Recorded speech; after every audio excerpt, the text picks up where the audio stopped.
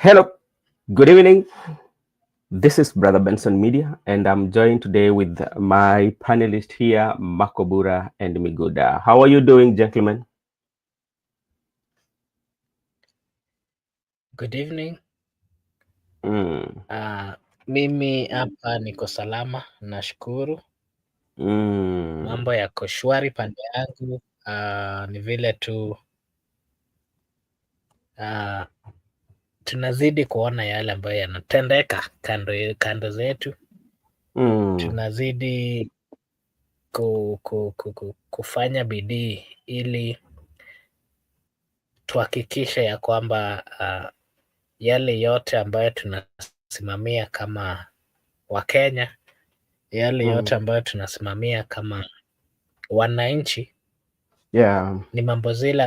ni mambo yale ambayo yanaunganisha, ni mambo ambazo zinasaidia wananchi kwa njia moja ama nyingine. Na ndio kwa sababu hiyo mimi basi nilikuwa natazama hapa section ya comment, naona rafiki yetu Gypsykona alianza kitambo na amesema I really like Sifuna for free. He could make a good leader. Nami pia nasema tu hayo. Tunahitaji viongozi wale ambao wako na msimamo. Tunahitaji viongozi ambao when they are needed to speak at the time that things are not working, they will get the opportunity to come out and call the spade a spade, but not a big spoon. Yeah. That is my take. Asante sana Makubura kwa maoni yako. Miguda vipi? Mimi niko salama upande wangu. Nimetulia, ingawa kuna changamoto hapa na pale, lakini tunasukuma, tunaweka Mwenyezi Mungu mbele, na pia tunakuwa na utulivu wa kifikra, utulivu wa kiroho, na Mola pia anatujalia na siku inaendelea. Lakini ningependa kusema jambo moja kuhusu na katibu mkuu wa chama cha ODM, kulingana na rafiki yetu Gypsykona na kulingana na Makobura wala meongaji wa Sifuna. Mimi nasema tu kizuri cha jiuza, hiyo ni msemo ya ukweli. Na vile vile hapo tu kwa ODM, yule mwenye Sifuna alichukua mamlaka kwake alikuwa katibu mkuu Ababu na Mwamba. Pia yeye alikuwa yule mwanasiasa jasiri, na vile vile alikuwa anazungumza tu mambo zake, kifikra zake, kikatiba na kisheria. Na yeye pia angekuwa kiongozi shupavu na kiongozi mzuri katika nchi hii, lakini ingawa tu kulikuwa na changamoto hapa na pale, na vile vile yeye alifukuzwa na wale wandani wa Odinga, walifukuzwa katika chama. Na pia yeye alikuwa, ukimtazama, alikuwa yule kiongozi mwenye angefika mbali sana kama Sifuna. Sasa tunapenda tu hii ya Sifuna wampatie nafasi na wasimfukuze, wamwache tu juu ni kama ni kiongozi wa siku za usoni. Ni hayo tu kwa sasa. Okay, sawa. Kabla tujaingia kwa mada ya leo, kuna jambo ambalo labda umesema, kama unaweza kufafanulia sisi tujue kwa undani zaidi, na anachukua nafasi kusalimia Gypsykona pale. Naona yeye alikuwa ameingia mbele yetu. Wanasema kwamba siku mzuri huonekana. Miguda, sawa. Umesema jambo lingine hapo la aliyekuwa yule ambaye Sifuna aliridhi kutoka kwake. Tunasema kwamba Mheshimiwa Babu na Mwamba, kwa sababu ukiangalia katika wakati ambao Babu na Mwamba alikuwa katika chama cha ODM, alitengeneza jina pale mpaka akakuwa anaitwa General. Naweza kumbuka wakati ukiangalia siasa sana, kabla General hajazungumza, utaona vijana hawakuwa wanatulia sana, utulivu ilikuwa inakosekana. Lakini ikakuja kwamba siasa zetu zikawa labda wandani walikuwa wanahisi ni kwamba unafanya kazi ama unakuwa na uhusiano na watu ambao tunashinda nao kisiasa. Inamaanisha kwamba ni labda ungekuwa unaweza toa siri zetu za ndani, ukae uende ukajadili na chama ambao tunashindana nao, ambao hii sio kwamba sasa utakuwa umeonyesha ile tunasema kwamba udhaifu wetu. Lakini unapata wakati na Mwamba alitoka, unapata siasa yake ilikuwa ni kama imedidimia, hata wakati ambaye ameenda kufanya na Rais William Ruto na Uhuru Kenyatta, ingawaje alipatiwa nyadhifa kubwa kubwa, lakini kikuja hapa upande wa siasa, hata yeye mwenyewe labda aliona si vyema kwamba awanie kiti cha ubunge ama kiti cha useneta ama kiti cha gavana kule Budalangi. Ni kama alitoka katika siasa ikaingia pale wakati kama anakuwa kama mtumishi wa umma. Unadhani nini ilisababisha hayo? Na ukiangalia utendakazi wake na hata venye alikuwa ameweka ODM kama kijana mdogo shupavu ambaye uongozi wake ilikuwa inaonekana, ni nini labda ilisababisha hayo? Ukaona kwamba ile taa yake ya kisiasa ambayo ilikuwa inang'aa imeenda ikakufa ama imedidimia? Swali nzuri sana. Kwanza wacha nikupatie historia kidogo. Unapata wakati nilikuwa katika shule ya upili, watu kama kina Namwamba walikuwa katibu mkuu katika chama cha ODM. Na wakati huo Namwamba alikuwa anazunguka Kenya akijaribu kusajili vijana katika chama. Na alikuwa na slogan moja, alikuwa anasema jitokelezeni ID. Hapo mimi binafsi alinivuta, na pia mimi kidogo tu ningeingia katika chama cha ODM. Na watu kama kina Babu Namwamba au ni wale wenye mimi nimekutana nao na tumeshauriana. Kwa mfano, kabla nijiunge na chuo kikuu nilifaa kufanya mambo na international relations. Lakini wao ndio wale walipatia mawaidha ya kwamba ili ufanye vizuri katika uwanja wa international relations, ende ufanye sheria. Na akafanya nikajiunga katika chuo kikuu na kufanya sheria, na sasa akaniambia kama Mungu amekusaidia huko mbeleni utafanya hiyo katika masters yako. Na tunasema kwamba siku moja tutafika hapo. Sasa unajua mtu kama huyo alikuwa na mimi kama kijana, lakini alipata shauri nzuri sana.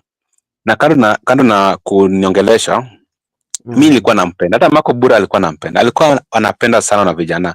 Na shida ilitokea, na mimi naelewa pale shida ilitokea. Wakati alikuwa mwenyekiti wa Public Account Committee katika bunge la kitaifa. Wakati alikuwa katika mwenyekiti wa Public Account Committee. Na kwanza angalia historia yake vizuri. Hao ni viongozi wale ambao hata wana mambo na ufisadi. Hata katika eneo bunge lake la Budalangi alifanya kazi nzuri sana, hata mambo na ufisadi hajapatikana nayo. Na vile vile unapata kwamba hapo katika Public Account Committee kuna wale vigogo wa ODM walimpaka matope ya kwamba kuna pesa fulani ilipotea, na haikuwa ukweli juu alifuatilia kesi mpaka mahakamani, lakini walisema kwamba ilikuwa tu chanzo cha kumtoka katika chama. Sasa unapata wakati alikuwa na mawaidha nzuri, alikuwa anataka ajumuishe mawaidha ya vijana katika chama, ya kwamba vile sasa Sifuna anasema ya kwamba hii chama vijana wanafaa kuingia katika chama. Lakini kuna wale vigogo veterans ambao wameshikilia yule kiongozi wa chama. Walimpiga vita na wakamngatua katika kiti cha park, wakaweka huyu anataka gavana wa Siaya, anaitwa nani? Huyu jamaa. Huyu alikuwa mbunge wa Raila. Makubwa ndio nani? Huyu Wajonya. Wakamweka kwa Wajonya. Alafu engineer Gombo, wakaweka Gombo. Sasa unapata huyu kijana wakati alikuwa kijana mdogo, Babu Namwamba. Kando na maisha yake ya kifamilia, tuachane nayo juu kisiasa. Mimi nilisoma siasa zangu kutoka kwake. Yeye kwanza siasa zake alikuwa anafanya siasa za kisheria na siasa ya issue based politics. Hata ukifuatilia hapo awali alikuwa anazungumza katika rally. Siasa zake zilikuwa siasa safi sana. Hakuna pale, siasa zake zilikuwa siasa za matusi na chuki na ukabila. Sasa hapo ndiye alipata platform akajijenga kama kijana. Na alikuwa anataka kuchukua vijana wote wa ODM, na yeye huenda kukua kiongozi huko siku za usoni. Lakini wale vigogo wa ODM walimngatua juu wangependelea competition katika chama. Sasa hii Sifuna kuna nafasi nzuri juu wale tu walimpangia Babu na Mama njama, walitoroka wakaenda katika executive. Mmoja wao ni aliyekuwa mwenyekiti wa ODM John Badi. Mimi wakati huo nilikuwa nakutana nao mara nyingi sana, nilikuwa najua Kenya ilikuwa inafanyika katika chama. So unapata sasa hii Edwin Sifuna, vile hiyo swali yako nataka kujibu, huyo aliyekuwa mwenyekiti katibu mkuu wa ODM Babu na Mamba, yeye alikuwa na nafasi nzuri ya kufika mbali. lakini vile vile alipoondoka katika ODM na kwa nia katika eneo bunge la Budalangi na chama cha Labour, vile alianguka, huyo mbunge amepata hapo mara mbili, lakini tujawahi sikia Budalangi katika bunge la kitaifa wakati ambapo alikuwa akizungumza mambo na debate, hatujawahi sikia mpaka leo. Alikuwa na mjadala kwa bunge, alikuwa ameleta hata bills ambayo saa hizi kuna hata bill kama 6 ambayo yeye peke yake alileta katika bunge. Huyu bunge Wanjala hajafanya kitu hapo. Kulingana na maoni yangu, wakati alijiunga na executive na kuwa PS wa Foreign Affairs, alifanya kazi nzuri. Wakati huo yeye ndiye alihakikisha kwamba kuna vitu alifanya nyingi sana, mimi najua kama wewe ni mwanafunzi wa international relations. Sasa kwa maoni yangu, huyu ni kiongozi. Huyu ni kiongozi ambao tumempoteza tu juu ya siasa za chuki, fitina na ukora na ugomvi. Vile vile saizi huyu kijana tuko nao Edwin Sifuna. Ndio bana baba anafaa mtunze kabisa. Juu tukiingiza siasa za chuki, juu uliona saizi aondoke ODM. Aondoke amefanya nini? Makosa gani amefanya aondoke ODM? Anaondokea nani? Nao wenye wasema aondoke ODM hawana nia, hawana ujuzi, hata hawezi andika minutes. Unje kazi ya Secretary General ni kazi ngumu sana. Unafaa unaandika minutes, unafaa ukiamshwa hata saa 6 usiku wakuulize na party leader ni nini nafaa kuambia wa Kenya. Unafaa kujibu hiyo swali bila kufanya references. Sasa tunataka mtu kama Sifuna. Sasa mimi kwa maoni yangu ni kwamba yule mbunge alipigwa fitina na aliondolewa kwa nguvu nao veterans. Sasa huyu kijana wa sasa tuko nao, huyu Edwin Sifuna, tunafaa kuhakikisha kwamba afuate tu hiyo mwenendo, ili siku za usoni tusipoteze viongozi kama tulipoteza yule Ababu na Mwamba. Okay, asante sana ndugu yangu. Unajua umesema kauli ambayo ni inafaa watu watafakari, na wacha nichukue nafasi kushukuru ndugu yetu anaitwa Wakimishi Onyango. Asante sana kwa maoni yako, na tutajaribu tulete mada kama ambao inahusu sana sana mambo ambao vijana wengi wanapitia, uongozi, kazi na hayo yote. Asante sana na tutafanyia kazi.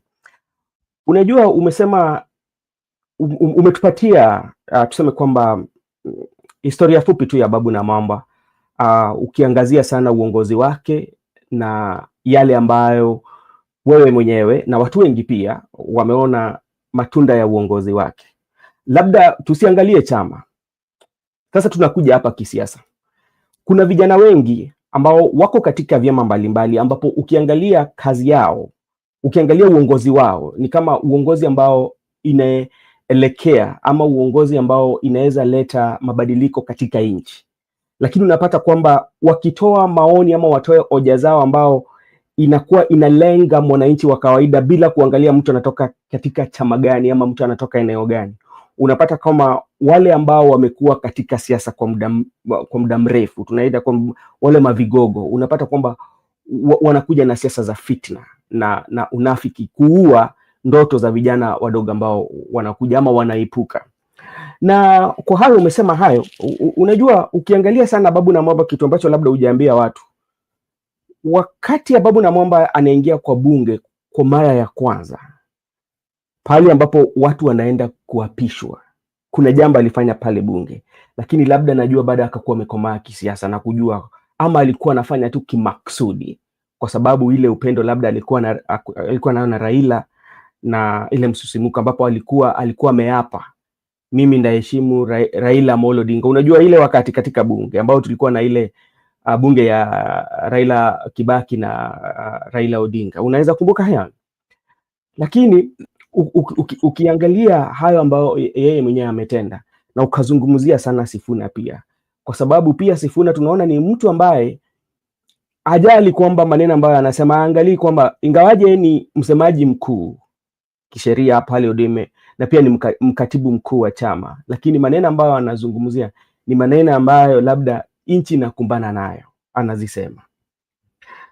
Na unaona kuwa shida ambayo sisi tuko nayo ni upungufu wa uongozi, na upungufu haya haikuji tu kwa sababu labda hatuna watu ambao wanaweza kutuelekeza vizuri, lakini haya inatokana na wale ambao wameshikilia hizo nyadhifa hawapatii nafasi, ama wakiona kwamba unataka kuchipukia wanakuwa na mbinu na wanatumia ya kukandamiza au madogo ambao wanakuja wanataka kuwa viongozi wa kesho. Ndio maana unaona kwamba unapata wale ambao wanapata nyadhifa ama wale ambao wanakuja kuchukua hizo hatamu za viongozi ni wale ambao ukiangalia historia zao kisiasa unapata kwamba labda mtu ako na kesi, yani kesi tupu, unapata hao ndio wanapata nyadhifa mzuri.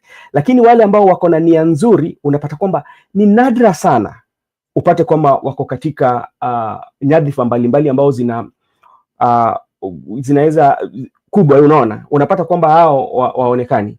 Anyway, that is a story for another day. But kabla tujaenda katika mada ya leo, kwa sababu kuna sana tunataka kuangazia Edwin Sifuna kulingana na yale tuseme kwamba ile mahojiano alikuwa nayo, na leo tena tukaona ako na baba, na bado unaona ile kauli yake, msimamo yake bado imesimama pale pale. Inamaanisha nini? Tutakuambia. Sasa kuna jambo ambalo labda nataka pia wewe sisi tuzungumze. Na natoa hii kauli ni kwamba kuna siku moja jamaa alikuwa anazungumza akaniambia kwamba ukitaka kukula na malkia, kabla hujakula lazima uangalie mazingira na ujue thamani ya sahani yake ndio ukule. Na kama unakula, ukula kwa utaratibu. Ukuwe mgeni ambaye anasoma ratiba na anasoma tuseme kwamba hawa wanakulaje. Ukienda pale ukapata kwamba watu wanakula kwa mkono, usilete jeuri wako. Ujue kwamba we ni msomi, umeanza kukula na mwiko na zile vitu ambazo tafadhali nawisha mkono wako na ukule uendane na taratibu wao. Na labda kama wewe unatoka kwa mji ama wewe ni mtu ambaye alilelewa kwa mazingira ambayo hizi kanuni na taratibu za kukula za ugenini haupo nao, unaweza waomba radhi, waambie kweli malkia, mimi hapa kuna vitu ambazo ziko mbele yangu hapa, lakini kusema kweli kulingana na kuelewaji kwangu na pali ambao mimi nimekulia siwezi tumia. Na kwa nini nasema hivyo? Leo hii nilikuwa naona mbunge fulani alikuwa anapatiwa mahojiano, na sana mahojiano yake ilikuwa inahusika sana na mambo ya pre-primary education. Now we'll quote in English. This is what he said, that free education is unnecessary. Parents should stop relying on this government. Let them pay school fee themselves. That is a leader saying that. Hey, CEO, maybe mtakuwa Mr. Hey, how are you doing, sir? Jambo sana kakaangu, habari gani? I'm very fine. Mmekuaje, mmeshindaje? Tumeshinda poa. Tujaingia kwa mada ya leo, lakini tumekuwa tukipiga tu story za kawaida tu. Ndio nikasema nikukaribishe na utuambie umekuwa vipi. Nimekuwa poa. Niliona ile wimbo nilikuwa nimesahau, nilikuwa naipenda sana, inasema jeshi ya baba. Leo sasa umeona jeshi la baba. Nilikuwa nimependa hiyo wimbo sana 2022 nikakumbuka 2022 bwana. Okay, nakwambia ni siasa hayo. Hiyo ni sasa mambo ya siasa. Thank you very much my brother for coming on the show, and we were just talking about a member of parliament was having, I think you had an opportunity. It's something that's now going around, especially in pre-primary education, the way she was arguing her points. And, it makes you wonder, where are we? As a country, we know what the country is going through, especially in terms of education. And that one informed the decision of the late Mwai Kibaki, the former president, the late president, and said that, okay, one of the things that I should do for the people of my country, let me introduce a free primary education. Then Uhuru Kenyatta came and sustained it, and even introduced capitation in the high school. So when it comes to the, especially for President William Ruto administration, we are seeing the reduction in the capitation, and you're listening to a member of parliament, especially a leader, who should find a way on how can we bring laws that can at least ease the burden from our parents, but he's saying that the parents has to pay school fee. Let me just start with you, Joseph, because in brief, what can you say when you listen to leaders on the national platform arguing such points? Yes, I want to thank you. I want to thank you for that question. And it is very sad that even he's not a leader, she's a woman.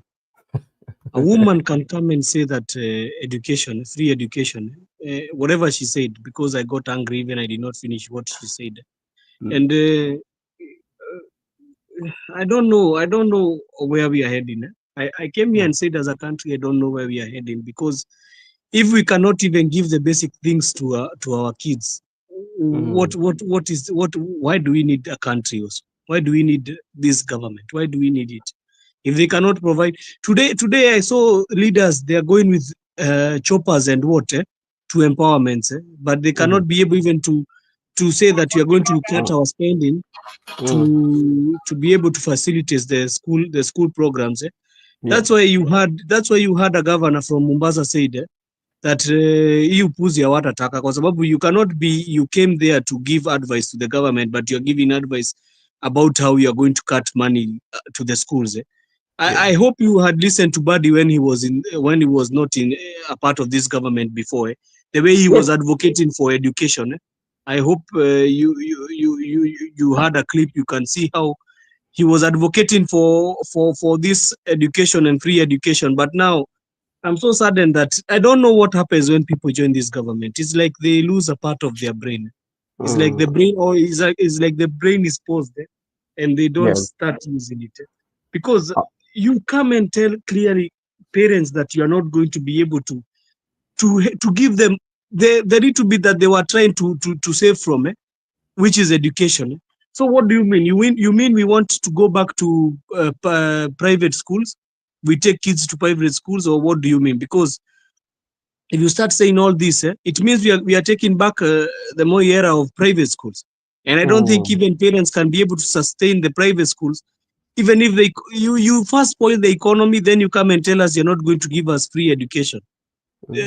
But leaders like this, they are not supposed to be given a chance to give views like that. We are supposed to shut them down. We are supposed to first there should be an outcry by the citizens about this leader, and she should be called down for whatever she has said. She does not know the need of having free primary education, brother. Ask this Gen Z, they can tell you the need of having free primary education. They can tell you why. Why you saw even the free primary education was able to make the public schools a bit better. You are seeing people coming from the public schools, they had started performing. You can see even the kids, the ones who are topping, some of them were coming from this public school. So when you come and tell us they are not ati watoto hawataweza kusoma ati juu wazazi watakuwa hawaangalii watoto. They are not doing that because ati hawezi angalia watoto. And I think this government is sick to the core, because how can you come and tell parents that they are supposed to advise watoto, then the other side unakuja kutuambia ati sisi kama wazazi atuangalii watoto ati tunafaa tu. What are you trying to tell us? Now you're telling us we don't know even parenting, but I think it's very unfortunate for this government. How can you come and tell and it's so unfortunate that in this time we are living, we can be discussing to return to end free education. It's so sad as a country. Okay, thank you so much. And you've raised something that is very important about advising. You know, the same children that you want the parents and to know how to parent them, and the same time you're telling them to pay school fee. And we know because especially the majority of us, especially even in the comment section, that actually it was tough for them to go through schooling. You know, that if it was not for even well-wishers, if it was not for well-wishers, some of them could have not been where they are. Maybe something that she is not understanding, that maybe she was lucky enough to be brought up in a family where they did not get an opportunity to join public schools. Maybe she was brought up in a family where she doesn't know what it means to go to school barefoot. Maybe she was brought up in a family where when you go to those villages, you go to those latrine where all the messes are, but you can still go and use it with your bare feet, you know. So the people who have those histories, they carry them with themselves. Yeah, maybe she doesn't know, or she did not get opportunity to study under a tree. That's why she's talking like that. And it reminds me of somebody once said that if you want to know the value of a shoe, especially for those who are herdsmen, you go somewhere where there's these thorns and they prick you very hard. The following day, if it's pricked you very hard, the following day you will go to buy a shoe, whether it is costing 1,000, because you know the value of that shoe. Because like if you don't buy it, that is what is going to happen to you. So, brother, can I also add something small I forgot to say? Yes. This lady is from Baringo County.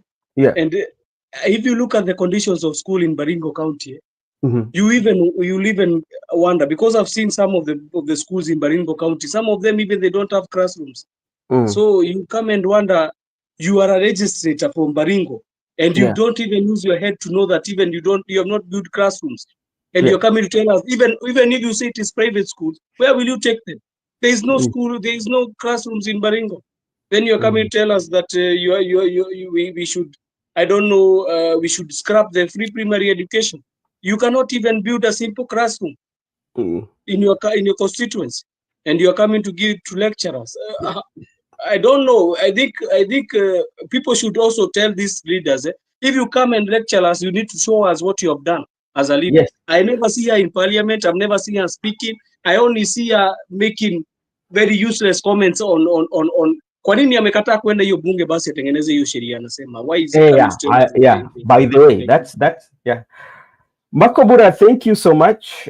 Maybe your take before we go and discuss the matter, today's matter. Okay, thank you. I did get the opportunity to watch the conversation which was going on in Spice, and the women rep of Baringo was there, and she was asked about why the government is cutting on the cost or the amount of money that is going to what we call the education systems in the Republic. And remember, this is coming after the cabinet secretary in charge of finance came out and said that they are going to cut it from 22,000 to 16,000, a difference of almost more than 6,000 or so. And this is what I want to say. Free education in Kenya has been, it has been one of the most impactful policies in the history of this country, Kenya. It has opened doors that would have otherwise remained shut for millions of children from poor backgrounds. I can tell you today, if you see majority of people who are going to the streets, majority of them are Gen Zs. And most of people went for the demonstration, majority of them, these are learned. The people who are on the street, the people who are taking this government, hawa vijana wetu ambao tunaona kwa street, wengi wao, they are product of free education that was started by the late President Mwai Kibaki. And the late President Mwai Kibaki understood this well when introduced free primary education in 2003, ensuring that a child born in Mathare, a child born in Kibera, a child born in Baringo, in Turkana, had the same shot at learning as one born in Karen, one born in, in Ronda. Excuse me. So, Uhuru Kenyatta later built on that legacy by introducing free day secondary school, which I happened to have gone through the same. I joined high school when President Uhuru Kenyatta was a president, and I can tell you that I am a product of that free education. And if it were not the policies that Uhuru Muigai Kenyatta brought by then, there's a possibility that maybe I would not have gotten the opportunity to finish my high school. So, introducing free day secondary school really pushed the dreams even further. His goal, of course, I'm quite sure, was to ensure that no child should be denied an education simply because of their family, family financial status. And you know how poor majority of Kenyans are. So Uhuru, of course, did introduce the 100% transition policy. I don't know if you remember, which was followed to the latter. I still remember the cabinet secretary, Professor George Magoha, walking through the slums, in search of children who hadn't reported to school by then, and personally ensuring that he got, they got the government support. I don't know if you remember, even people then started complaining that I do remember. Mbona, and it did happen. You remember the chief was supposed to report all the children who had not gone to school. If it was financial matters, they needed to report and to give reason why. Yeah. You see, education is not just a tool. It is the ultimate equalizer here. I did say the same thing here yesterday. It is what gives the children of watu wa badabada or mama mboga the same potential to dream big as the kids of the children or the children of the politician or the millionaires or the big people in the society. So when I hear personally, when I hear some, I can call them fools, claiming that giving bursaries makes parents irresponsible or that children won't work hard because school is free. Personally, I can't help but to fume with a lot of hunger. When the government supports education, it is not killing ambitions.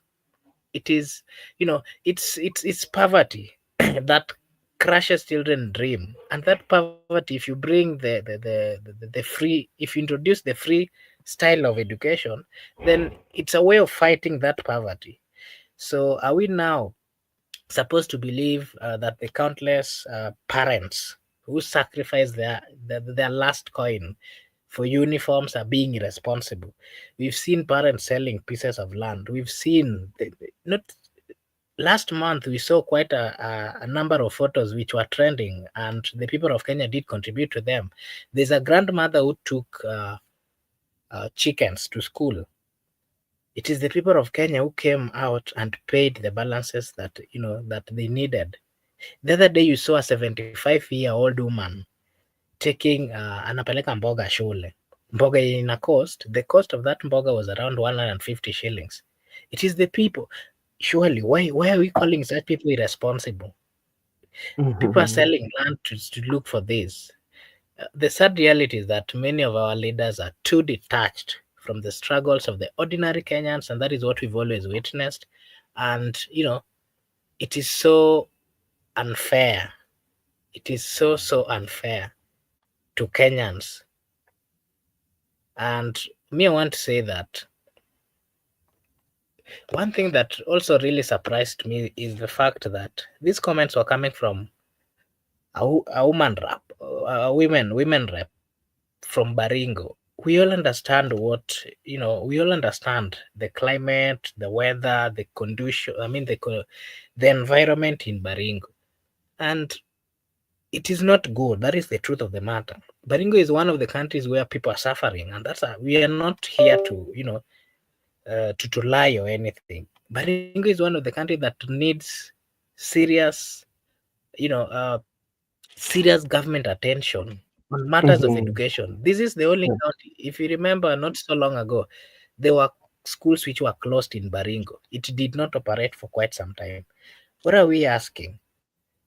Those people, majority of them are, cattle, they wanafuga tu mang'ombe.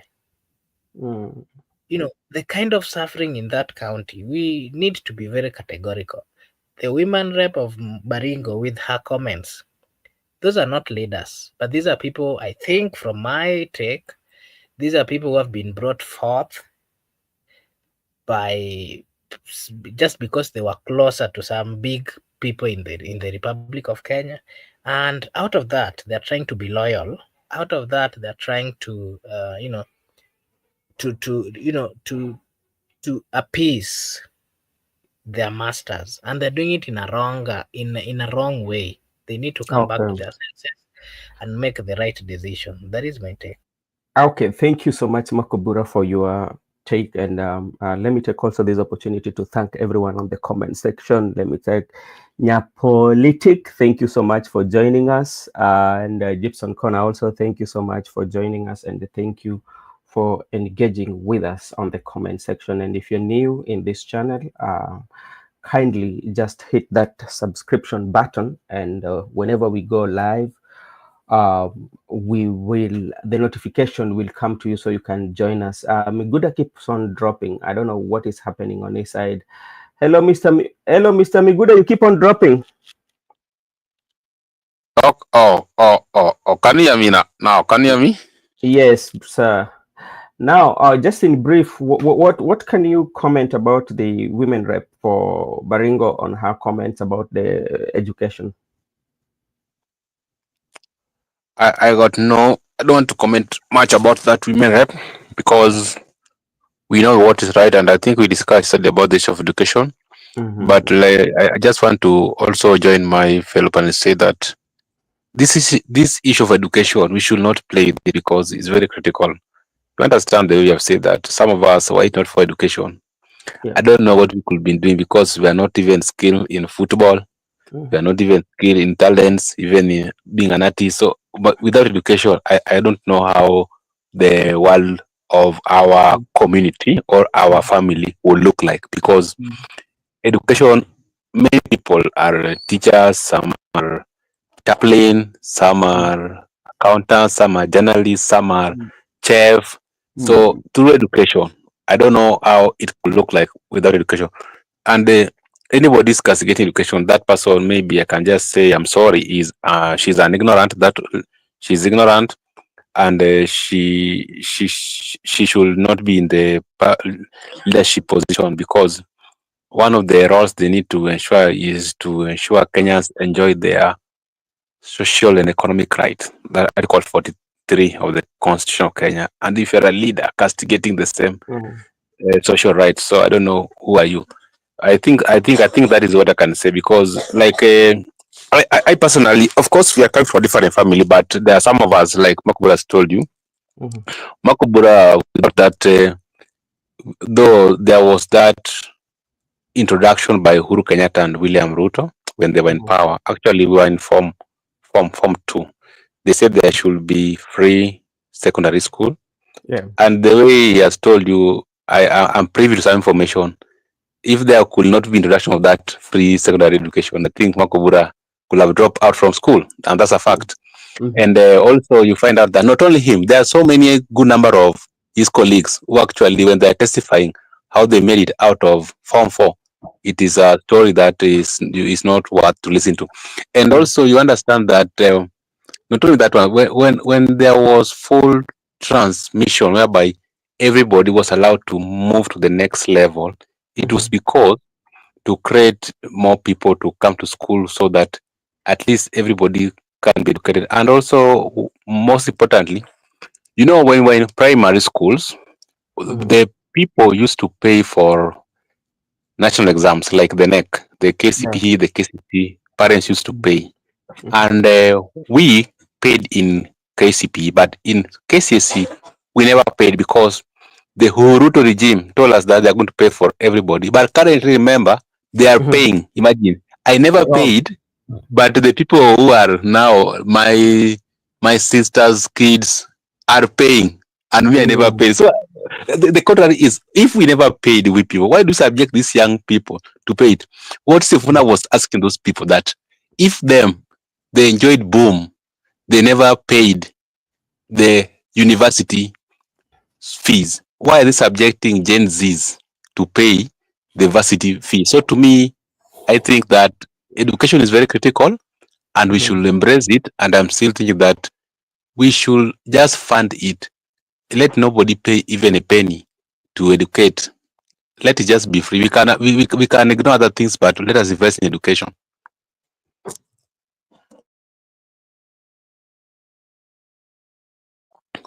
You have mute. Okay, let me just close it up by playing audio from Badi so that you know what we are speaking about. Listen to this. Problem in this country. Then someone comes to tell you that you should follow UDA. What has UDA done in your ticket? From last year, 1 year is gone, my friend. We have only 2 years of work. The third one, we are setting the campaigns from now. The fourth year, we are setting campaigns. When will they deliver services? So this issue of allowing propaganda and allowing someone, one individual, because of his selfish interest, to come and mislead our people, let us stop it. Let me tell you, without Raila Odinga, today, I know Ruto's character very well. I have served with him in parliament. I know him. The person who can scare Ruto a bit is Raila Odinga.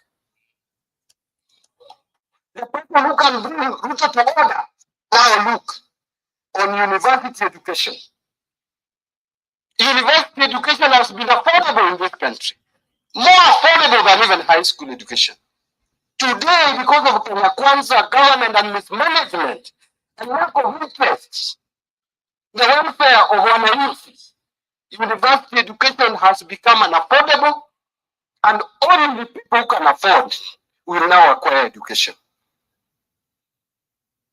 So now, for you to be a doctor, you have to be rich. There is total. That is Mheshimiwa Mbadi before joining the government, and it's like how you go through transformation, and when especially those who are the soul. Wanasema kwamba Paulo, father to do the soul on his way to Damascus. Where did this Damascus moment come? People usually use that frame. And he was castigating the Kenyan government, especially the administration of President William Ruto, especially concerning education. He talked about capitation. He talked about university fee and all that. But today, he's the person who came out and told us that there's not enough that the country can afford. The capitation has gone on reduction. So it tells you about who is the idiot? Brother Benson, you called me? Yeah. You called me. I'm sorry. I was not. I had gone for a bit. Sorry. Yeah. I was just playing a video on how the Mbadi, unajua kama zile zinaitwa before and after. Before. Yeah, that one I saw that one for Mbadi. Before transitioning from Mbadi to expert. Before when he was Mbadi and when he's expert. So there are two different people here. There's an expert. There's Mbadi and there's an expert. So. And things seems to be quite different. I remember one of the MP say the government is bad when you are out and good when you are inside. That's inamaanisha kwamba kuna zile vitu ambazo labda ukiwa nje upati.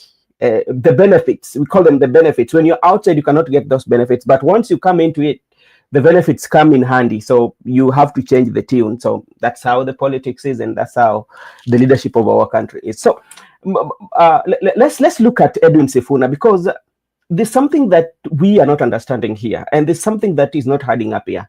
And that's why I tell you that when it comes to politics, be very careful, especially when you're making these comments, because sometimes you might feel that you know, but you do not know that you don't know.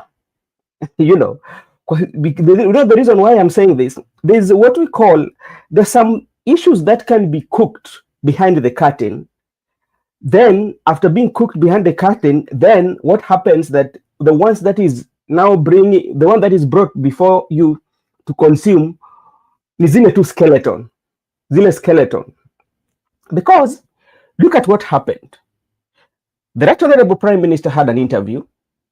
Sifuna had an interview. Today they were with Sifuna. Nothing has changed.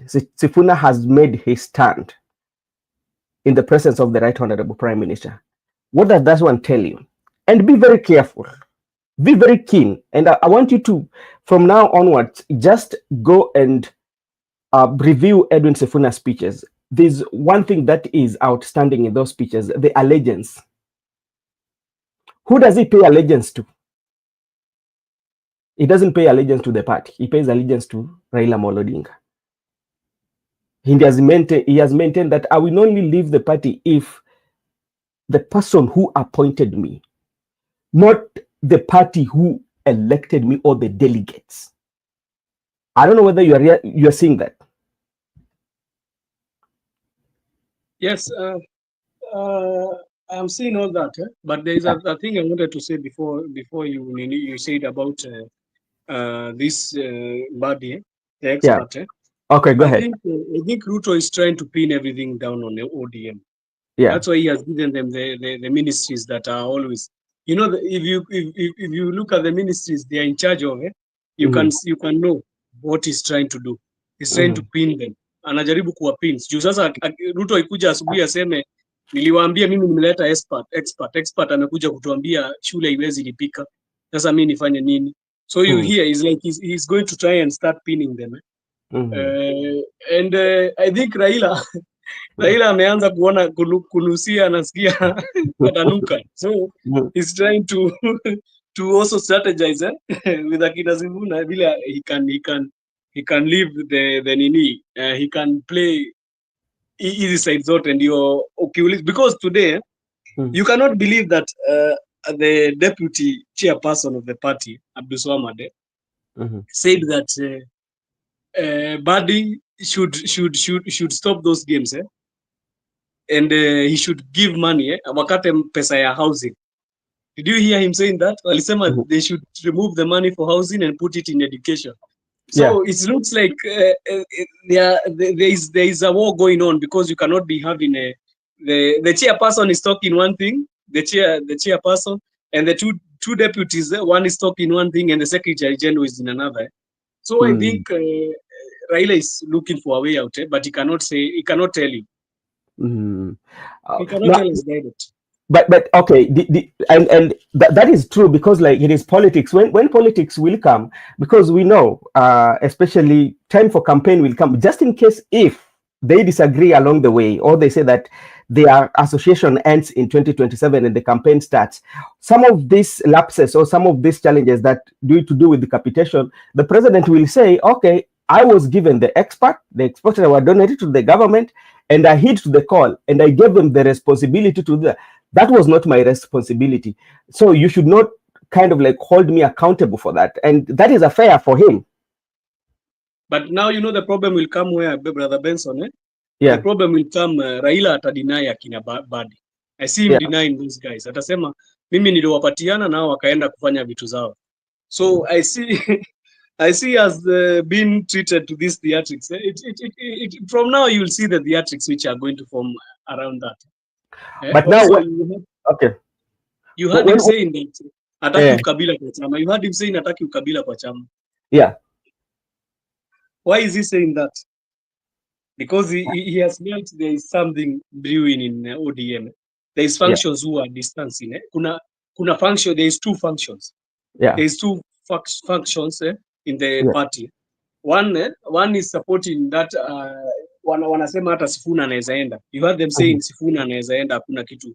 And there is another one saying Sifuna akienda kutakuwa kunoma. So I think even in that meeting, that meet and greet, you heard how the speakers were speaking. There is one mzee who said Raila usinini serikali, and I saw is like they were discussing with somebody there. I think I don't remember who they were discussing with, and it's like this thing, we are going to see the turn of events. Let's give it time, because it will unfold. But now, when you look at what is happening and allegiance, because like you find that Sifuna is very, very much categorical, very, very categorical on when should he leave, and he says this. And if the person who appointed me and put me in there comes and tells me that Sifuna, now we don't need you, I will walk out freely. But when you look at the party positions, or when you look at these positions in the party, they are usually not handpicked. These are positions, if you go with the constitution of the party or any political party, these are positions that should be voted, you should be voted in by the delegates. The delegate are people to decide.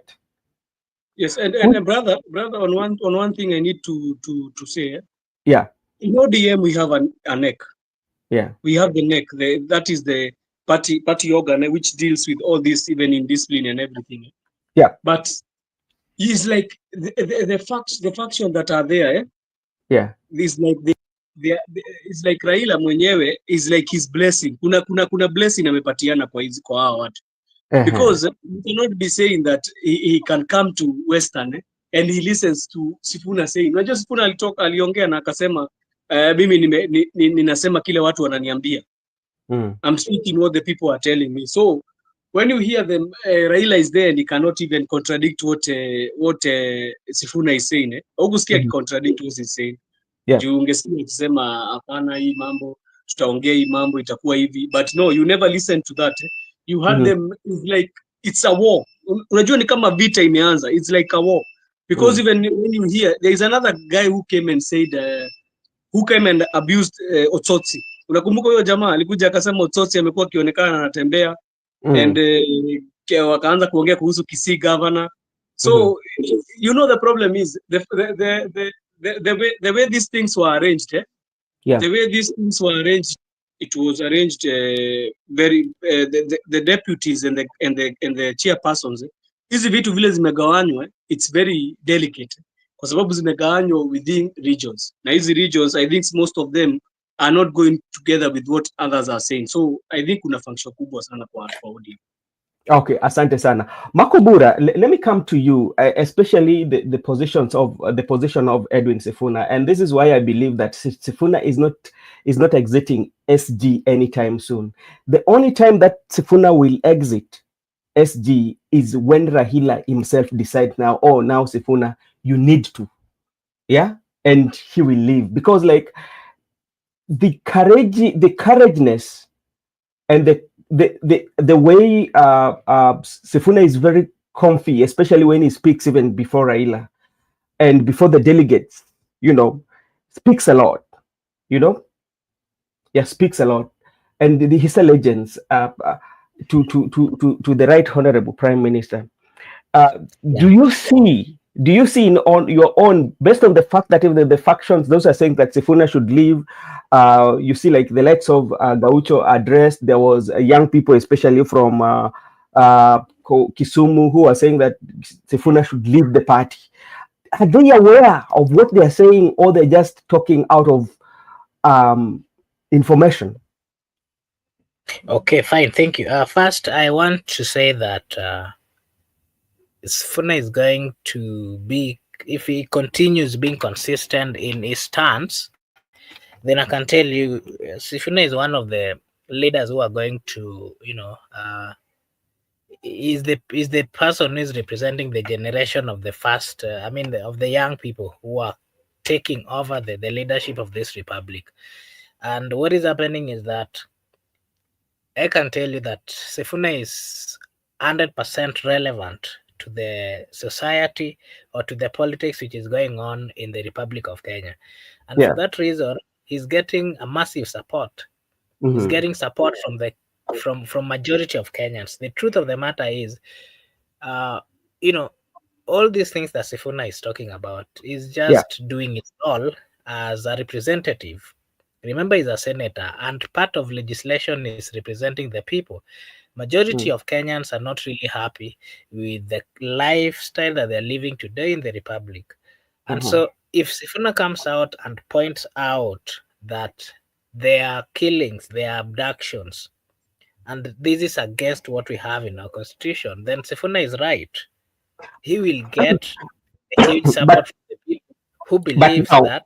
You know, Makobura, you know what we are agreeing upon here is that what Sifuna is saying is something that everybody is agreeing with, because these are challenges that we are seeing. You know, we are seeing all this, but now the issue is we are coming in at a time when some members, especially of the party, insist, based on what Sifuna is speaking, you know, the stance that Sifuna has taken to say all that he said about even that, but you're seeing there's a quite majority who still believes that Sifuna what Sifuna is doing is not right. They're calling out for Sifuna to leave, but in them calling him that, but the honor of the party, where the allegiance is, because like all the time, Sifuna always insists, I will only leave under on one condition, that the person who appointed me allows me to. Remember, the post that he's holding again is a post that should be voted. You should be voting it by delegates, but there is no voting that has taken place. So the people that are talking that Sifuna should be leaving, do they have the real information what is taking place, or they're just doing politics as usual? That is why actually I was headed there. Okay. And parties, political parties, it is the people of Kenya who supports these political parties. It is the people of Kenya who decides that we want to be part of this political party or not. And that is why I'm saying that currently in the Republic of Kenya, the mood of the people is, or the mood of the people of Kenya is that they are not happy with what is happening in the Republic of Kenya. And the same things are the ones that Sifuna is trying to point out. For that reason, Sifuna is getting massive support from the people of Kenya. He's getting support even from the people of ODM themselves. I can tell you that the people in ODM, some of them are coming from the Western region, some of them are coming from Nyanza, some of them from Coast, some of them from Nairobi. And majority of them are saying, well, there are problems. You need to speak about these problems. And all those people are supporting Sifuna. And that is why when Sifuna spoke about these things, he got some threats. And these threats, some of them were coming from members of parliament, especially from the Nyanza region. And I did hear some of them even mention that Sifuna should know that ODM is a Luo political party. Yeah. And the question we are asking is, does the Constitution of the Republic of Kenya allows a section of tribe or a section of the public to form a political party? The answer is no. The Constitution does not give that room. And for that reason, that is why as a Kenyan, personally, I can speak about ODM because it is a national party and it influences everything that happens in the Republic of Kenya. That is why, personally, I'm saying that, well, those who want Sifuna to go, the question we are asking them, what wrong has Sifuna done? Which mistake has Sifuna made or done? He has made which mistake? What is it that is done wrong that warrants its removal? As far as I'm concerned, and as far as I've got to know what is happening in the Republic of Kenya, Sifuna is simply representing the views of the most, not even the silent, the majority of the people of Kenya. The problem again that we have is the political leaders, all these leaders that we have, they've always ignored the voices of Wananchi. And that is why even you remember the 2022 finance bill, when it was being brought forth, remember the people of Kenya said that we do not want this. But what happened? They went ahead, they passed the finance bill. And then what happened? That passing of that finance bill made the people of Kenya to go to the street, and going to the street really cost a lot of people. It brought a lot of sense to the government, and that is why the president then withdrew the finance bill, and even he decided to send home all of his cabinet team. Yeah. Why did he do that? It is because the people had sent a warning to him and to the leadership, and not just to him, even to everybody who is being elected in the Republic of Kenya, that you have to listen to us. Well, we've given you the mandate to run or to influence or to come up with laws to rule us, but you have to listen to us. If you want to make anything, you have to come and consult us. That has not been happening. And that is why majority of Kenyans are still standing with Sifuna, because they think and they believe that whatever Sifuna did mention is simply representing the views of the people. I'm telling you, if that meeting was also in the Nyanza region, you'd have seen massive support from the people. You remember when they went to Siaya, during the exact day that James Orengo criticized the president before Raila Odinga, and he was labeled as a rebel. Sifuna was really cheered by the people. He was shown love in that particular day because he stood firm and pointed in front of the president and his party leader that, you know what, these things are not working. I want to tell you that ODM has its leaders. and Raila Amolo Odinga is the party leader. He has a lot of say in that particular party. But I know one thing, Raila cannot make a decision of throwing Sifuna out because he knows that that is going to affect the ODM party. Sifuna believed, and even is believed to be still a youth. That is why sometimes, the other day he had called some youths and they were speaking about some matters of youths within the ODM party. If Sifuna leaves, he's going to leave a void, a very big void. I can tell you something else. That's the power that Sifuna has, the courage that Sifuna has, the arguments that Sifuna has, the representation skills that Sifuna has, it's an asset to the ODM party. And ODM party, if they want to throw him out, they should know that then the future of the ODM party, as they've always said that, they are concerned about the youth. If they make that mistake, it's going to be a clear sign that truly ODM does not stand and does not support young people who are coming up in politics. One thing that I wanted to add before I let my brother to also give his views. You've seen Babu Owino, a member of parliament in Nairobi, Embakasi. He wants to go for the governorship, and he did say some comments. He said that he's going for the governorship of Nairobi. The truth of the matter is we have a constitution, a very progressive constitution, a constitution that guarantees and gives people the space. If I want to go for the governorship of Nairobi, and I want to go, let's say, with ODM, the ODM people should give me a chance, to battle it out when we are looking for the ticket. It should not prefer anybody. That is what the constitution says. If Babu is interested in going to vie for the governorship, and there are rumors that Raila Amolo Odinga has already, is showing some signals of supporting the current governor, is Sakaja, and the people of Kenya or the people of Nairobi do not want Sakaja, you cannot force them.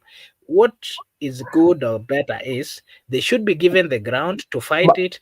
Marco Bura, you should speak about two things here. You should differentiate two things, especially when you're speaking about Nairobi and the ODM. Now, when we are talking about Babu Owino, what you should talk about is if the ODM, let's say, refuses to give him certificate, then the Nairobi people will decide that's where now. But when it comes to ODM specifically, the organ will always decide, because they have clauses whereby they can decide at the neck that in this particular region we are going to give direct ticket to somebody whom we love or who we prefer. But now when it comes to the main election, that's now where you cannot kind of like put it that you have to vote for this particular person. But now when it comes to giving the certificate, that one, it's the sole rest with the executive and the neck of ODM. I get you, and this is what I meant. If you heard the comments of Babu Owino, he was saying that he's going to go for the governorship, whether he's going to be supported by Raila Amolo Odinga, who is his party leader, or is going alone. He's going with an independent ticket. The question I'm asking, whatever I'm trying to say here is Babu Owino is a member of ODM party. And in ODM party, we've known that there were two contestants who are going to go for 2027. That is Tim Wanyonyi, the current member of Westlands, and Babu Owino. What we've seen is that Tim Wanyonyi has decided that he's going for the governorship of Bungoma, his hometown. And Babu Owino has maintained that he's still going to go for the governorship of Nairobi. He is currently a member of ODM. But we also have to be truthful. We've seen Sakaja, who is the governor of Nairobi. He's been working with Raila Amolo Odinga, who is the party leader of ODM. And in many instances, I can quote so many instances, Raila Amolo Odinga has come out to say that they are supporting him, that, he should be given another chance, that is working well. Well, that is okay. But remember, he's not from ODM. Let's say that then we are getting to the election and maybe Sakaja joins ODM. what I'm trying to say is that they should be given. If Sakaja, for example, decide that he's getting into ODM, then Babu Owino and Sakaja should be taken through the nomination, and whoever wins should take over. But again, allow me to just this, and then the only place that I'm disagreeing with you is this. You know, when you come to a political party, there are ways in which a political party will sit with their organs and decide on how they can decide based on what they are using. They might use the analysis to see that who is more popular or who brings what to the party. But now I understand that very well. Mm-hmm. I understand that very well. They have the capacity, for example, to single me out and say that you're going to go for this. They have the capacity. I know that. But the narrative out here, you know, the people of Nairobi are concerned. Yeah. And Nairobi is one place that is very sensitive. Sensitive in the sense that it is the capital city of the Republic of Kenya, and it requires it requires a leader who can deliver. And I'm not here in any way or supporting either of those people that I've mentioned. I'm just trying to say that there needs to be a conducive, a level ground for people to contest. If they do so, then what ODM stands for, and what they've been talking about, democracy, and so it is then brought before the people, and the people then make the decision. But if you had the comments of Babu Owino, he has already known that things are not really okay if he maintains in ODM. That is why he's started making comments like, whether they give me the ticket or not, he has seen there's a possibility of him not being given the ticket. And what does that mean? You know, the likes of Babu Owino are still young people in the political limelight, and they look like they have some future in politics. My take, or what I'm trying to say, is that a party like ODM should nurture all these young politicians who has what we call some future. You know, these are people who are going to take over from ODM. Raila is almost retiring. All these people who are holding these top positions, they are going to retire if they don't give kama watapeana nafasi ile ya wengine pia ambao wako na uwezo wa kufanya pia wafanye. They should not compromise on such, because if they do so, Babu Owino will work with these supporters and the youth. The things Sifuna as well will also get out with these supporters. We saw the young member of parliament from Tanzania is also on his way out, and you know, those are the youths within the ODM party. Sasa kina nani watabaki the party? That is what I was trying to say. Okay, but all in all, when it comes, maybe Joseph can also come in, especially when you look at our political parties. What usually happens, especially when it comes to nomination, they have what we call their own preferred, and that's where they will decide to who do they give certificate to run, because we've seen cases whereby you've won on the ground, but when it comes to issuing of the certificate, they give it to different persons. So what usually separates them, where now the people will have to make their decisions, is when people go to the general election. That's where, for instance, if to say it's just a hypothesis that Sakaja joins ODM and the ODM NEC prefer that Sakaja should be given the certificate, then Babu has that option to run as an independent candidate or run on another party ticket. But now the people who are going to decide are the people of Nairobi. It's not now going to be like the ODM deciding. This is going to be the people of Nairobi against the people who are running, and they're going to vote. The votes are going to be counted by the IEBC, and that's where now the battle will be. Ben, do you know why I've brought that? Why I've brought that comment or that conversation? Yeah. You remember when we were going for 2022 general election, there was a gentleman, a current member of parliament of Westland, who was really going to take Nairobi very early in the morning. But in the spirit of unity and Azimio and all those things, the ODM compromised and decided to give that ticket to someone else. What then happened is they gave it an easy chance for the opposite side to come in and to take the position. If we don't speak about these things, the same mistake, they're liable of making the same mistake. The same way Sakaja currently is not in ODM, and Raila started praising him, and I can see even our good friend Laban here is saying, there's a comment that Laban did write here that Babu will never be a governor in Nairobi, but Sakaja will. Well, there's no problem. That is his take. What we are saying is, if someone is capable of delivering, let them be given a chance to get to the ballot, and let the ballot decide. What they did for Tim Wanyonyi, up to date, I can tell you, it is a betrayal of the highest degree.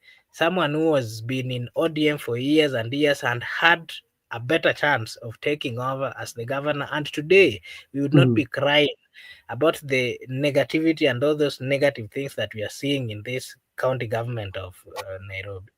Okay, thank you so much, Joseph. Let you come in, because there's someone we are not agreeing with Makobura here on one aspect is about the party and the election of the general election, because we know and we believe that party itself is on the processes, especially when it comes to nominating or issuing a certificate.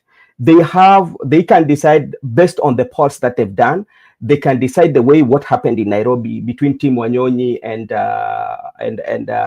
Igathe. Was it Igathe? Because it comes a point whereby there was that negotiation and zoning, because one of the things that played during Azimio was what we call zoning. And what happened was they were looking at it this way, that if we're giving the presidency, now when it comes to Nairobi, the governor of Nairobi has to come to Jubilee, because now it's a political negotiation, and they preferred, okay, because it's going to do that, Tim Wanyonyi, now you could step aside, because as ODM, we've decided to do that, and maybe this might have been informed by maybe what statistic or a polls did they carry out, or I don't know what informed such decision. But when it comes to party, especially even in coalition, that is what they decide. They can prefer a candidate over another. But the difference comes in when now the same preferred candidate, somebody decide to go with another political party. The people now will decide. That is now whereby you're not going to compromise the will of the people. Or Joseph, am I wrong there? That's where we are disagreeing with Makobura. Thank you, brother. I'll start from this note. Yeah. And I want to tell Father Didi gloves off bwana. Father mpaka ni kama umetoa kola bwana. Saizi umesema ni gloves off. So let's start from here. Why do we have all this talk? Because we are engaged in this talk. Why do we have all this talk? We have it because we are having a by-election which is coming very soon. Yeah. That is the main focus of these people. There is a by-election which is coming soon. And ODM as a party, it's fearing that it is going to be edged out in these by-elections. That is what is happening. That's why you see Sifuna coming to the live show and saying, watu hata wapigani tickets za ODM. You heard him saying like that. Because the dynamics of ODM na vile imekuwa and joining the government, they are eating up ODM. Inakula ODM, inakula ile chungwa inakuliwa hii side ingine. So that's why we are having this discussion here today. And I know whether you are saying that Babu Sakaja who will become governor, that one will be determined by the people. But one thing I want to come is the comment that Brother Benson has said. Do you know, Brother Kevin, that is why we have bad leaders in office. Because of us coming and saying, wacha tuachie huyu kwa sababu yeye ametoka tumekuwa na coalition, wacha tusichague Tim Wanyonyi, tuchague Igathe. That is why we have bad leaders in play. And that's why you see in elections, people always lose. The party that you're supporting will always lose, because you are coming to support somebody whose ideals you have not, ninyi mmekuja pamoja mkasema tuvotie tu jamaa.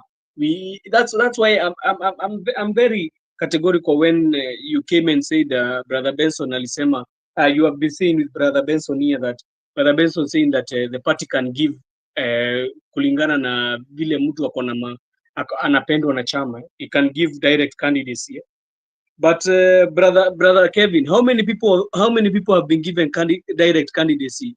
They have won the elections. Many of them, they are given this direct candidacy and they always lose in the general election. They give them in the nominations, waseme hata tena nominations, wacha tumpatie tu iende kabisa. Iende na yeye tuende mpaka mwisho. But when they reach that mwisho, they are frowned. Wanaangushwa na ule. By the way, you see, brother Mark, the guy who is not given a chance in the nominations, ni yeye anakuja kushinda hiyo election. We have seen places, where we find people who were coming for nominations, kukaletwa ile kizunguzungu ati hapana, tutafanya nomination hata tupatiane direct, but you find the people they decide hapana, huyu jamaa he was unfairly treated, let's even give him a chance. And it's so many people who have been done like that. So it happens, chama huwaga inapatiana direct nominations. Bada Miguda inapatianaga, wanasema tutapatiana direct nominations, na wanasema hatutashinda tuki like that one of Babu. Babu is aware. I'm telling you, Babu is aware that hatapatiwa the governorship candidature by ODM. Najua hatampatia, but now the problem will come after wamekataa kumpatia, with the people who are supporting Babu or the ones who are not supporting him feel aggrieved, waseme hapana, kwa nini huyu jamaa amefanywa hivyo? Tulikuwa tunataka muende nominations. Do you know even there is people in ODM who are silent? They are saying if you give us this candidature, hata sisi tutakasirika tupatie ule mwingine, kwa sababu kama unakuja kutukaa, kama unataka kutufinyiria leader mmoja and we don't want him, we are saying we go for nominations, for the nominations, and you are saying no, and it will happen, brother Mark. I'm telling you, it will happen. You see these by elections, they will break parties. Mimi nakwambia zitavunja machama. You told me there was so many candidates for Ogondo Were MP the by election for Ogondo Were constituency. Kadonyo Kasapule is which one? Kadonyo Kasapule, I think. So how many candidates are there, brother? Kasapule. Oh, Kabon. Yeah, they're around. So far, I think they're around 5 or 6 who have declared. And how many are coming from the same party? I think all of them, they are coming from the same party, ODM. Yeah, majority of them are from ODM. Yeah. Yeah. So this one is going either to make or break. I'm telling you. And I came here and I told you, I know who is going to be given that candidature. I came here and told you. You gave me the candidatures. I remember it was you or Miguda who gave me the candidatures. They told me that the son of Ogondo Were is there. I told you, you already know who is going to receive the candidature. But now it might be very tricky and dangerous when they do that. Because right now, you know, people are still, watu wako bado na machungu. People still have machungu in them. And in Western, Nyanza sitaongea sana, but in Western, I'm telling you, my brother, if they do that, it will be a break for ODM in Western. I'm telling you. Kwanza hivyo wanasema they can chase away Sifuna. I'm telling you, it will be the earthquake. Hivyo umeambiwa hapo kwa comments, the earthquake. It will be the earthquake they have never seen. Because you know, the only parties unasikia zinashindania huko, I think there are 3 major parties who wanashindania by elections, ndio? Is either kuna hii UDA, Jumudavadi hayuko Amani, is in UDA. So there is either UDA ama Ford Kenya, because Ford Kenya is still there, ilikataa kujoin serikali, or ilikataa kujoin kabisa UDA, and then there is ODM, and then there is DCP. So I'm telling you, this one is going to be, hapa ndipo sasa wanajaribu kupimana nguvu. And if you want to know kwa nini watu wameingia kwa hii frenzy mode, na hii unasikia mpaka watu wakisema chama wengine ni kama wanataka kutoka chama, it is all about this, brother Mark. Ukisikia watu wakisema ni kama hakuna candidate inataka kusimama, is all about this. And I'm telling you, is like in my own backyard, from where I come from. There is, you see, when you have the parties that unajaribu kusimamia, some of them they lost their candidates. I can remember even Bahati. You remember Bahati? Bahati constituency. That guy thought that ni fluke at what in UDA. You know, that guy was flawed by Jubilee. So people like nowadays, people are looking at what you can come to do for them. Even if you are looking at Bado Chama, people are still looking at what people will do for them. And there is so many cards which are going to be played. I see even Father Dan is saying about Simba Arati. That's why I'm telling you, there is so much power play. And I think if Raila does not contain his party, it will be a hell for him in this by-elections and also in 2027 election. It will be hell because I am not seeing a way that Simba Arati is going to stand in that in ODM. I don't see that way. Mi naona kama Simba Arati kama they are going to give Matiang'i the candidature for presidency, I don't see Simba Arati continuing with ODM. I tell you for free. And so many people of Kisii. Kisii, we have how many members of parliament from ODM? 5. We have like 5, and we have a senator who is Onyonka. Do you see Onyonka coming back with ODM? Do you see him coming back with ODM? So it is going to be tricky. And I think ODM is going under what we say chama sasa kuna pali chama inafikaga sasa inaanza kuhesabu masiku. Inaanza expiry date. And it's so unfortunate that you hear some people are saying that people I don't want to mention here, but they speak very badly in the net and in the social media that chama ya ODM ni ya Nyanza. It's also very risky because people are still listening to this.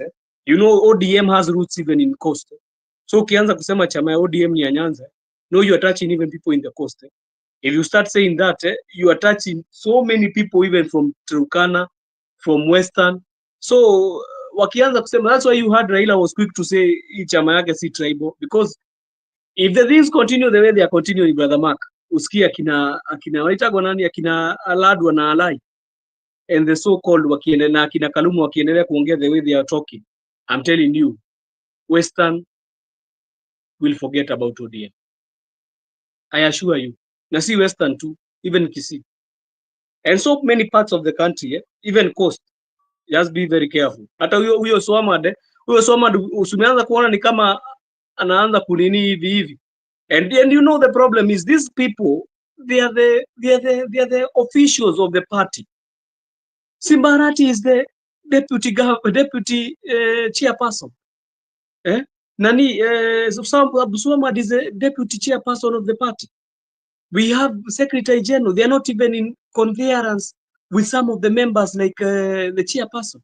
So when you reach there, you can see that it's like there is one side in Egemea upande wa I don't like to talk tribal, brother, but kuna side moja unaona ni kama ina support Nyanza, na ingine ni kama wanasema hapana. ODM, ODM inakuwa kila pahali. So if you want to treat us like this, we are going to leave. And that's why you hear Sifuna is not pledging the loyalty to the party. Sifuna is pledging loyalty to who? To Raila Amolo Odinga. Did you hear him pledging to ODM? He's pledging it to Raila Amolo Odinga because the only link that has left between Sifuna and ODM and him leaving, it is Raila Odinga. If Raila leo ataamuka aseme Sifuna, ulisema mambo ambayo sipendi, I'm telling you and I'm assuring you Sifuna will be gone. And when they lose Sifuna, kuna watu tunasemaga unaweza poteza mtu. You know they said Babu na Mwamba alienda and there was no feel. Hawakusikia kitu. But there is some Secretary General when you lose them, brother. And you need to look also categorically at wajua Sifuna hata si lazima asimame Nairobi. Who said lazima asimame Nairobi? The people in Western, they have already acknowledged him. Let me ask you a question. If Sifuna can come, kama Sifuna anaweza kuja simamane na I don't know, he comes from where? From Kakamega, I think. Sifuna. Ni from Kakamega. Sifuna comes from Bungoma. Bungoma. From Bungoma. Bungoma is Lusaka, no? Is Ken Lusaka? Is Lusaka your governor? I know him. The wheelbarrow guy. That's why Tim Wanyenyi is actually going for the governorship. That's also where the speaker comes from. That's the county of Wetangula. So that is what I was asking myself. What if he says that asimama hata Nairobi and asimame Western? and he started and akatae kusimama na ODM. You see, it will be hii kitu, hata najua Raila mwenyewe anasikia kuna moto iko ndani ya hii kitu. He already knows, and you can see through him, and you can see the side that Raila is mi najuaga Raila sana. You can see the side that he's supporting. You can see clearly. You will know the side that he's supporting, and I think where we have gone, kama ODM haita rectify mambo zake, utakuwa noma sana. Even in these by elections wataonyeshwa kivumbi sana wasipokuwa careful. Okay, thank you Joseph. Acha niulize Miguda hapa, yeye anasemaje kuhusu Sifuna and his stance and with the battles that is currently facing. You know, some people are saying, some members of parliament from Luoland are saying ODM ni Wajaluo. Nae, some members of parliament from Western are also saying ODM is a national party. For that reason, they are part and parcel of that party. Wale ambao wanafikiria ni ya chama cha certain part of the country should forget about that. And if they are reasoning that way, then watu wote basi watoke ODM. Naye Sifuna pia kwa pale anasema yeye anazungumza ukweli wa maneno yale ambayo yanafanyika in the Republic of Kenya, and there is nothing wrong of him coming out to clarify or to give an explanation on the stand of the party. You know, there were people thinking that maybe Raila would speak against him, but Raila is just confirming that is his son, and he's speaking as per, probably his commands. And Migura, what is your take on his comments, and how does that affect the position and the stand of ODM in the MOU that they have? How is it a threat to the UDA party or the government? And how is that going to shake that? Remember, there are some members of parliament on the side of the president who are already saying that Sifuna should be fired. Quite a number of members of parliament from Luoland also are also saying the same. What is your take? What is your take on Sifuna's statement and the reception, Raila's comments, the comments of the leaders from the Western region in defense to Sifuna, and how is that going to affect, the whole party of ODM?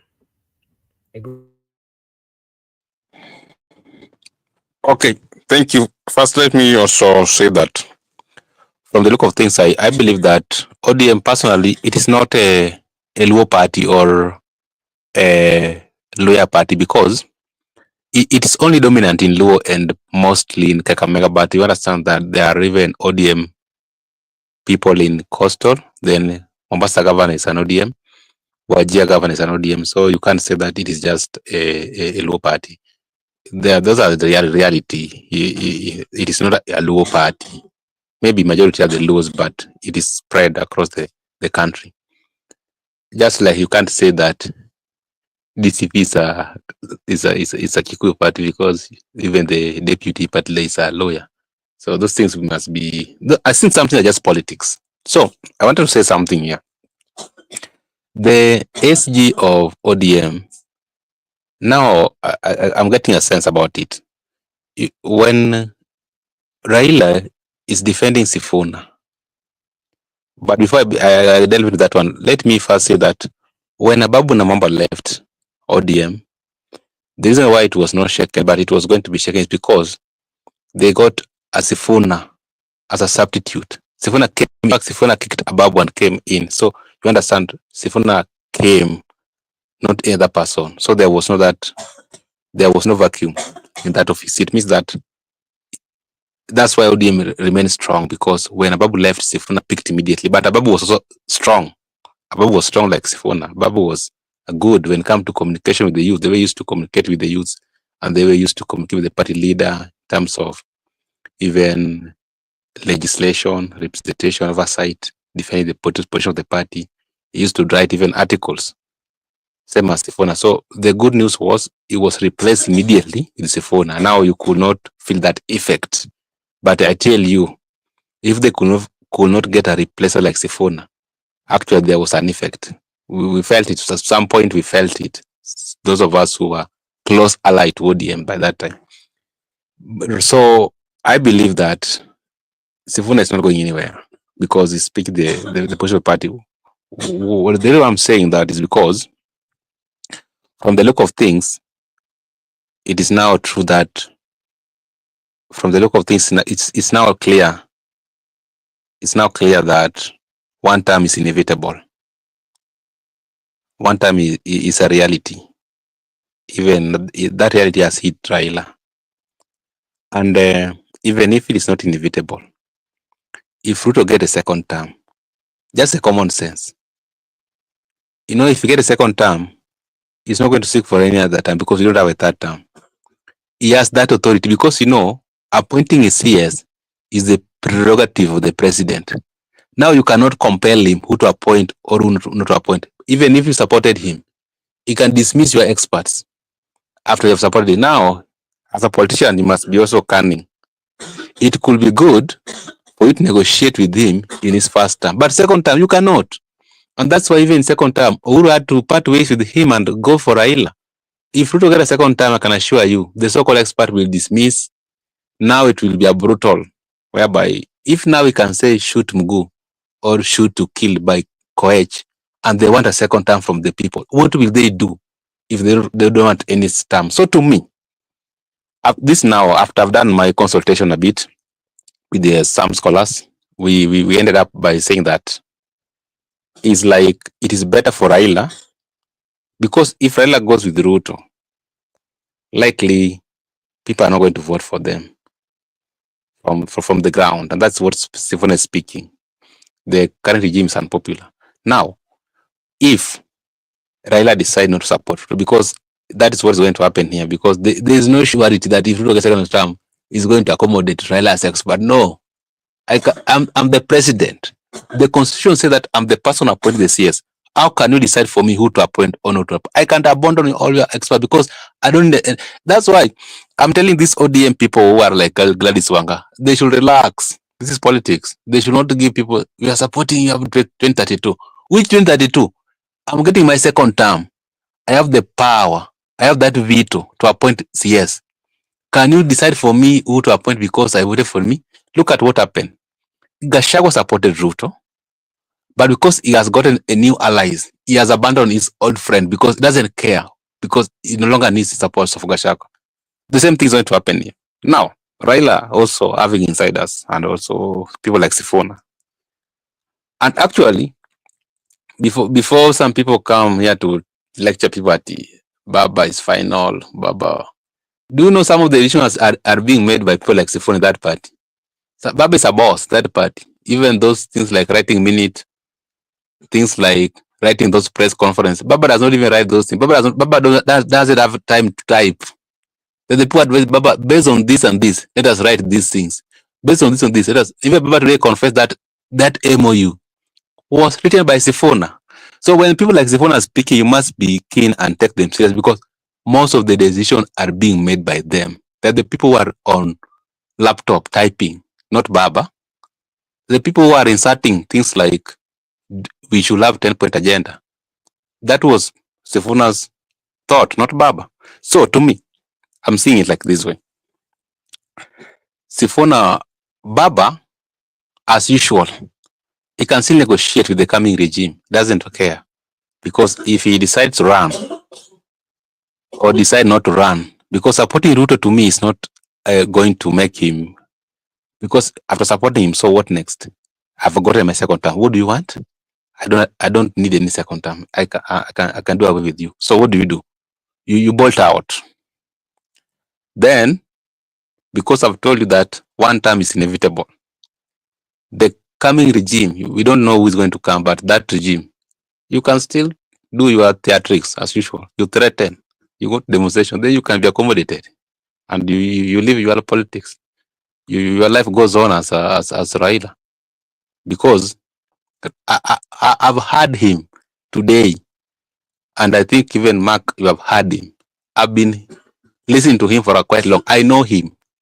He said some critical things there, that anybody's giving orders to shoot kupiga risasi, that is Murkomen, shoot Mugu, Ruto, shoot to kill Koech, hao watu wapumbavu.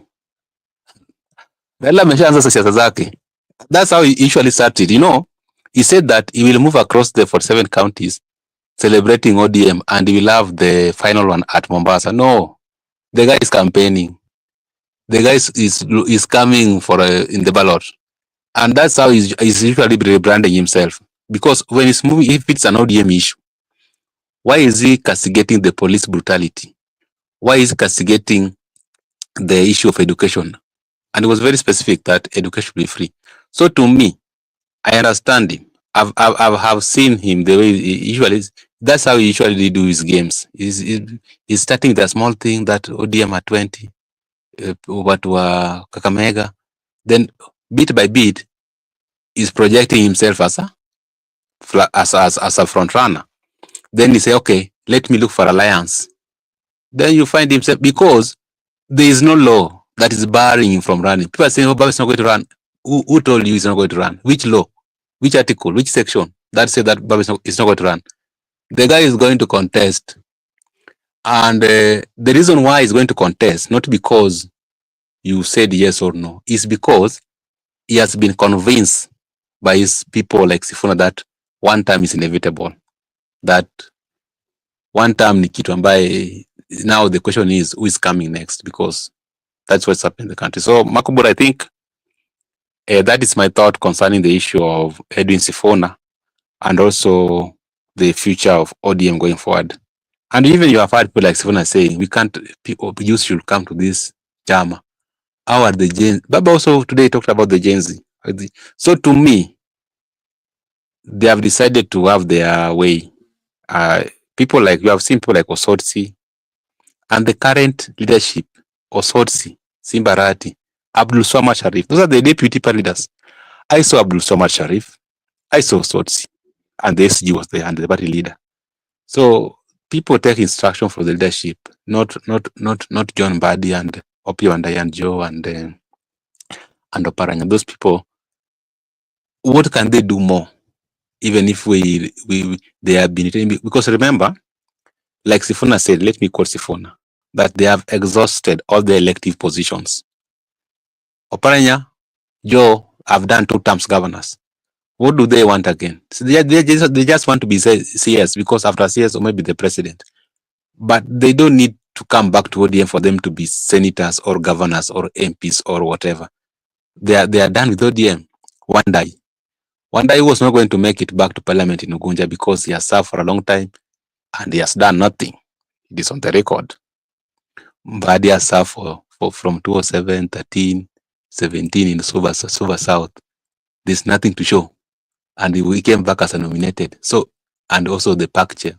So what do you expect him? Governor, Wanga is seeking second time in Nairobi. Was he going to get that governor for 2027? Because Wanga is defending the seat. So from the look of things, also in Siaya, Orengo is going to do his second term. So one day was going to come. So these people were donated. Actually, their profile shows it all. But people like Arati, deputy party leader, want to do his second term in Kisii. Abdul Samad want to do second term in Mombasa. The Osotsi want to be Bungoma governor. You get the sense. Now that's where the party is right now. So they confront their party leader. Because to me, some people are maybe I like it, maybe Baba do this. Even Atwoli today was confused. He said that how could an SG castigate a party leader position? But he realized that actually it is not the SG, it's the people. So to me, these are very simple maths. Everybody's now seeing. And leave alone the NIS propaganda. Those National Intelligence Service report. On the ground, leave alone these people are saying they are going to steal election. Before you talk about stealing elections, they're saying that tutaiba. Kwa nini unaiba? You are stealing because you hauna watu kwa ground, you have been defeated. So to me, I'm finishing kindly. So to me, these people, they have grown cold feet. And Baba also has been briefed that one time is inevitable. So that's where they're trying to chart their new political way.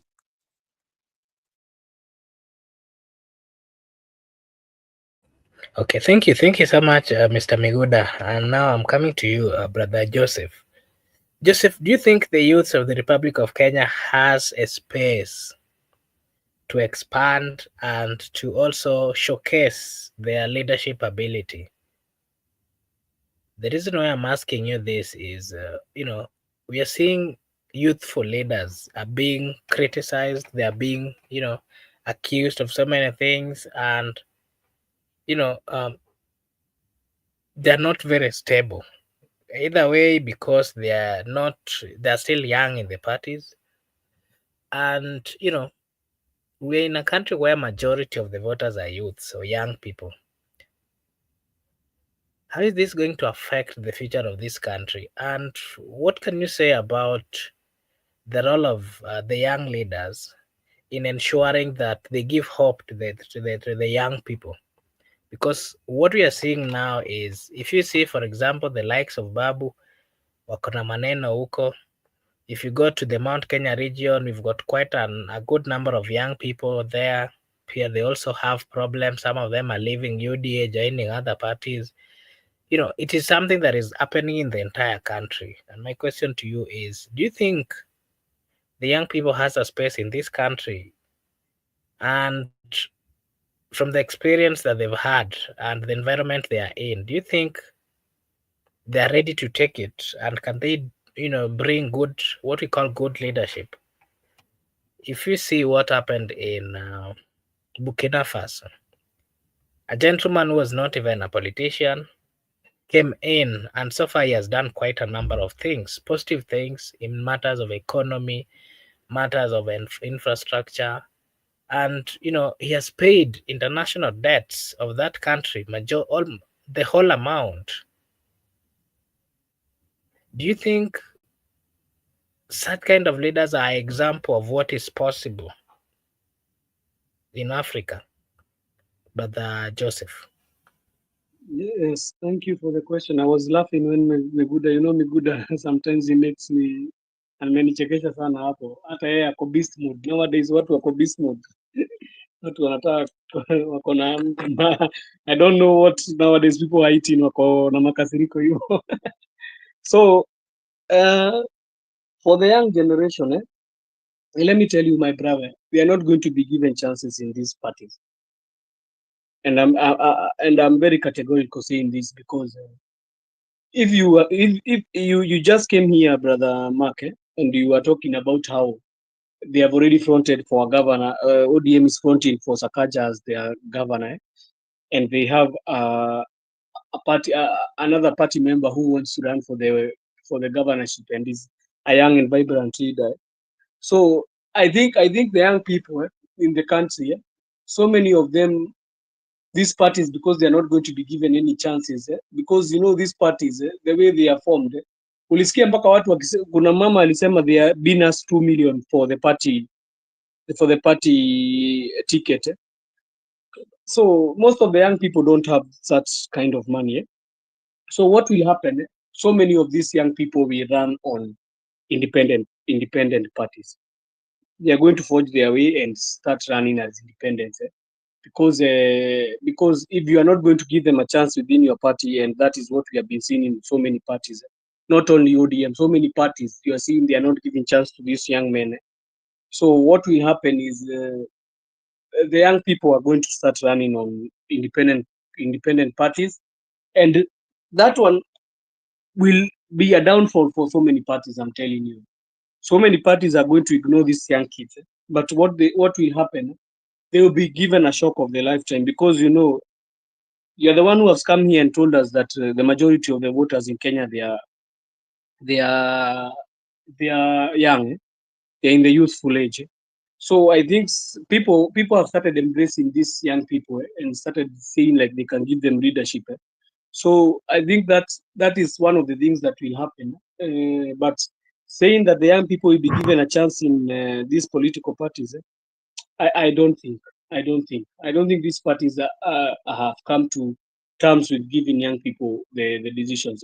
Do you think that ODM can give a decision, or even these young parties like DCP and other parties? Do you think they can decide to give candidature for young people for these big seats. Do you think that Senator Nyotwe, they can give a youthful leader apart from maybe Senator Nyotwe, or they can give a ticket for a youthful person than Kaluma? You see, so those are the things, the dynamics that are happening in our country, and I think the political class have tried to stay in their cocoon and their balloon.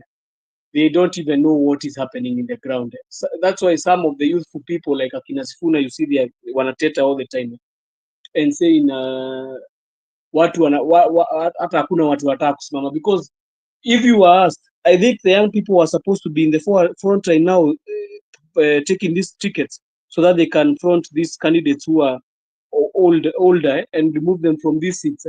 But to my surprise, even we are going to start with this by-election. I'm telling you, this by-election will give us a very clear glimpse of what is going to happen to 2027. It will give a very clear glimpse. That's why I'm waiting for it, and I want to see. And I know the political parties are going to play the games they have been playing. Zile za wewe ni mtu popular, wacha tupatie hii ticket. But I think we are going to be shocked. The turn of events are going to shock us. So for the young people, I think they are going, even if they don't form their own party, as Gypsy is telling me, so many of them will run as independent candidates. And it's so stressful that 2027 ukipata wengi wao wameform party yao na wakaingia bunge wakiwa wengi and they have the majority I think it will be the best thing, kwa sababu we are going to start oversighting these things. Even the government that is going to come, itakuwa na very hard time also. That's why you are hearing even people saying tunaweza pata serikali mpya, yes, another government will come, but they are going to, before they tackle this problem of the Gen Z, if nobody is going to tackle this problem will never be solved. Tutakuwaga tu na the same issues. So when we are looking even for these leaderships, let us look at a way we are going to enable these kids. We cannot be telling them that they need to go to school, they need to learn, they need them to come and be leaders of tomorrow. If you are not giving them chance, what are we doing? What are we doing as a country if we are not giving these youths a chance to take this political mantle? We cannot. In Kenya, we need to know that in the elections that are going to come, we are going to have young people. That is our population. That one is not ati tuende tukaangalie kwa vitabu ama tuite waganga wakuje watuambie, ama we call the prophets to come and tell us. This one is known that the population and the elections that are coming, young people will be involved. And that is why I'm saying for myself, if in Dagoretti South we are going to have a youthful leader, I'm going to give him the chance, because we see we are giving these people chances, then they go and even start abusing us in parliament.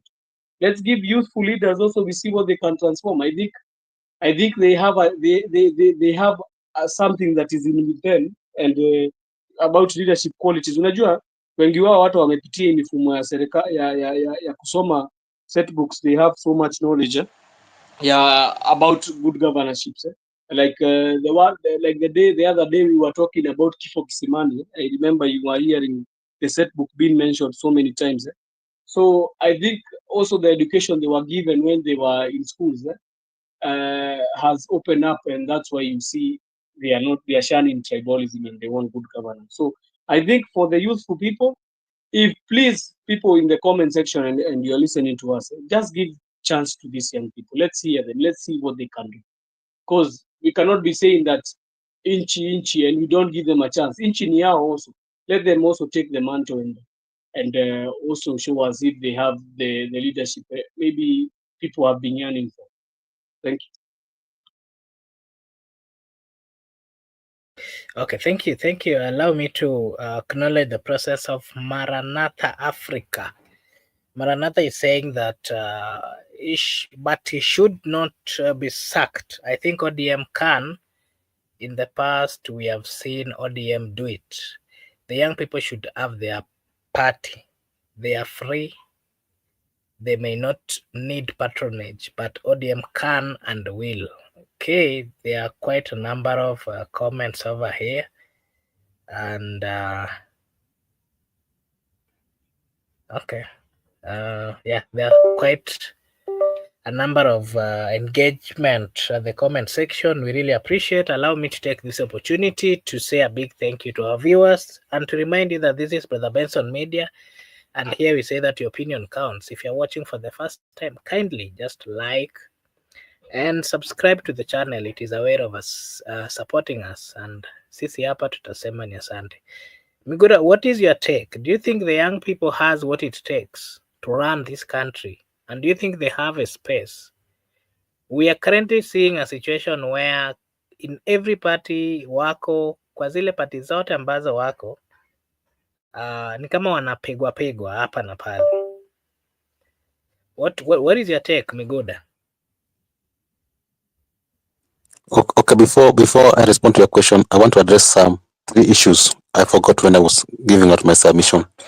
And one, I want to address the issue of conclave, then the issue of AFTAM, then the issue of Nairobi gubernatorial, then I'll respond to your question. The issue of conclave, the reason why I want to introduce this thing, we have read the body language of Raila. Even there are some people trying to tell us that they know him better than us. No one has monopoly to read the body language of Raila. That is the only bad you can read his body language. No, even me, I am able to read his body language. Even because initially, remember, there was this NADCO report. And he said that up to now, the NADCO report has not been implemented. Then the 10-point agenda, it is now like it has not been honored. And right now they are calling for conclave. But the president is not committed for the conclave. The way he was not committed for dialogue implementation, NADCO report, the way he was not committed for 10-point agenda. So the president is not committed to anything. He's not committed to implement NADCO. He's not committed to honor 10-point agenda. Right now, none from his brigade is calling out for the conclave. It's only Raila and Sifuna trying to convince people for the conclave and try to give reasons. So those are clear, those are red flags.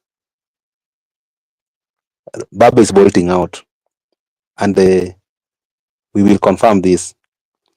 The way we said Baba was going to lose AUC and he lost. Time vindicated us. Right now we are saying he's going to bolt. That's the reality. The issue of half term, the reason why people are pro half term is because it is a people-centered agenda, a pro-people thing. Article 1, the people are the sovereign. If the people do it, it is not unconstitutional. If people march and kicked him out, it is very constitutional. The people, not the police, not the goons, not the thugs, not the military. The people can march and claim it. The reason why it is good for half term, it is because for the overhauling of the whole system. Because if we do it one term, it means that, when we do one term and we go for transition, we have a peaceful transition from the current regime to the next regime. Obviously, it is constitutional that the president must be protected. So even if he looted, he's going to be protected. Like right now, the former president is protected and he enjoys the immunity. Although if he is in power, but outside he can be tried. But remember also, he is protected by the state. That is, he has that right because he has, after transition, you can't go for the president in terms of looting, whatever he looted. There is that security that he enjoys. So that's why half term was good. Because half term, you're going to get overhaul of the whole system. Now you can decide that we the people, we want our properties. We the people, we want our money. But if it is one term, and that's why even Rigiji was crying, that the problem is going to be, now we have sent them home, but there is no money because wataiba yote. And they enjoy that protection of the retired president. That's why half term was a good idea. And it's a pro-people thing. The issue of Nairobi gubernatorial, Makubura, to me, the young man is going to be the governor. There's no debate here, because remember the case in Migori County, 2013. Migori County lost to PDP. ODM lost to PDP. And when they realized that they are going to lose it again in 2017, they had no option but to give Governor Obado the ticket for the governor. Even Migori County is a cosmopolitan. It's not only Luos. They are Kurias, they are Orias. That's why people like Junet can be MPs. They are lawyers and many other people. Yeah, and even the Kikuyus. In fact, Kikuyus are the one who are managing the transportation from Sirare border to Kisii County. Those choppers are for the Kikuyus, and even the shoes are for Kikuyus, these ladies' shoes, and even the things like bracelets, belts, there are Kikuyus. There are a good number of Kikuyus in Sirare. In Nairobi now, right now, Babu Wine is popular. There's no dispute about it. He's popular. He's a popular candidate compared to Sakaja. Sakaja is going to be number last in whatever matrix. So ODM, having seen this, because they are not going to give Babu ticket because they like him. They're just going to give him ticket for the sake that we rather get this seat, let it belong to the ODM name, but they don't like the guy. They have no option but to give him. And people have said, even if they fail to give him, I mean, I'm now speaking as Nairobian from my own perspective. He can be elected even on independent ticket. So, Makubura, I'm coming back.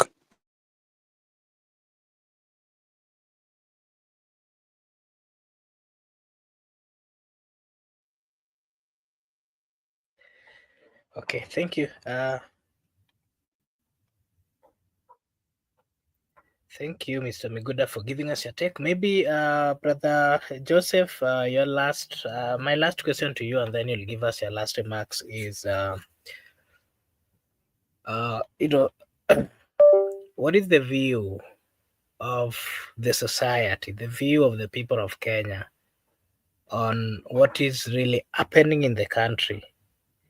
And do you think there's a possibility of those who are not happy with how things are going? Do you think there's a possibility of things changing to the betterment of what some people are looking for? Do you think there's that environment, and what is it that it takes to ensure that the country brings back the hope that is slightly, that we are slightly losing? Joseph?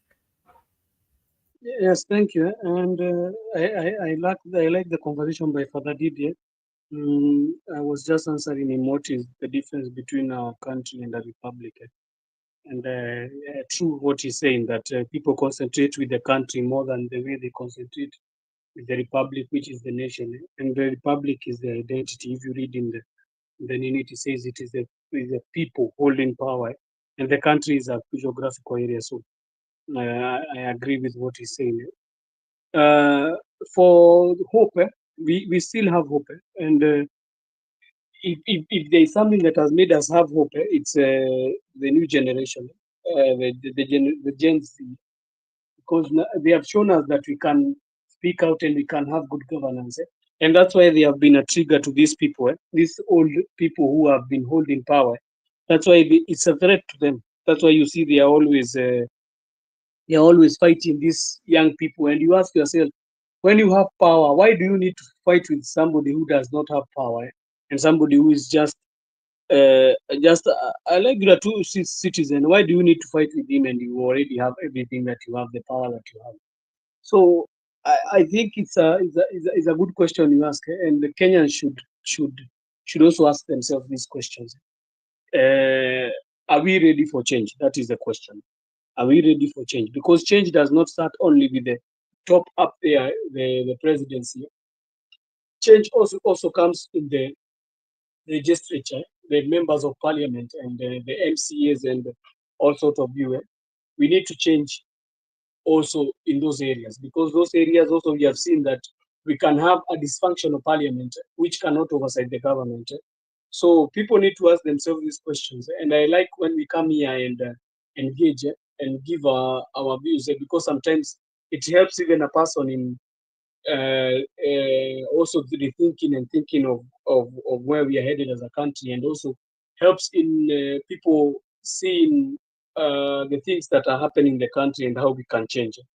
So change is always there, and if we want to take it and appreciate and change these leaders, we can, because these leaders, I think they are in their cocoon, as I said. They have thought that nobody can remove them from these cases of power, so they can do whatever they do. You had another leader saying that si watu walimpeleka bunge, ni chama ilimpeleka bunge, not forgetting that the people are the ones who voted for that, si chama ili voted. So if we need to change, we need to also have that conversation deep within us. It's a good conversation. Always have a conversation, even if you are at home with your spouse, with your brothers, with your sisters who can vote. Have this conversation with them. Ask them, what do you see here? What can we change here? Just have a conversation. The conversation starts at home before we bring it to the national. So that when it is started at home, it can have the roots. There is people who are there in the villages. They don't know what is happening. It's good always unachukua time, if you can be able, chukua time waelezee what is happening, where we are going as a country, what the wrongs, which leaders can be able to take us to the next level. And I see the Gen Z are trying their best. I saw them, they have a caravan. They are doing civic education.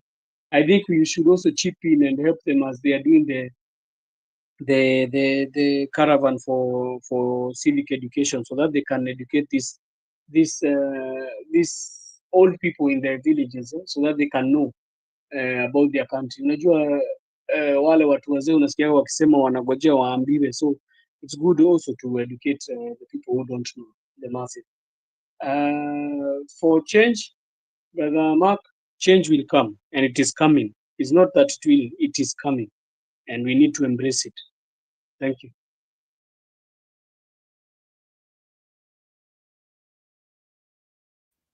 Okay, thank you, Brother Joseph. Miguda, you were giving your last remark. You were... Yeah, I was concluding my point. Let me conclude my points. I'm sorry for that. I was saying, you might have an issue with Babu Owino. Maybe you don't like him. Maybe he has wrong in the past. But there's some reality, you can't run away from them. He's popular. That's a fact.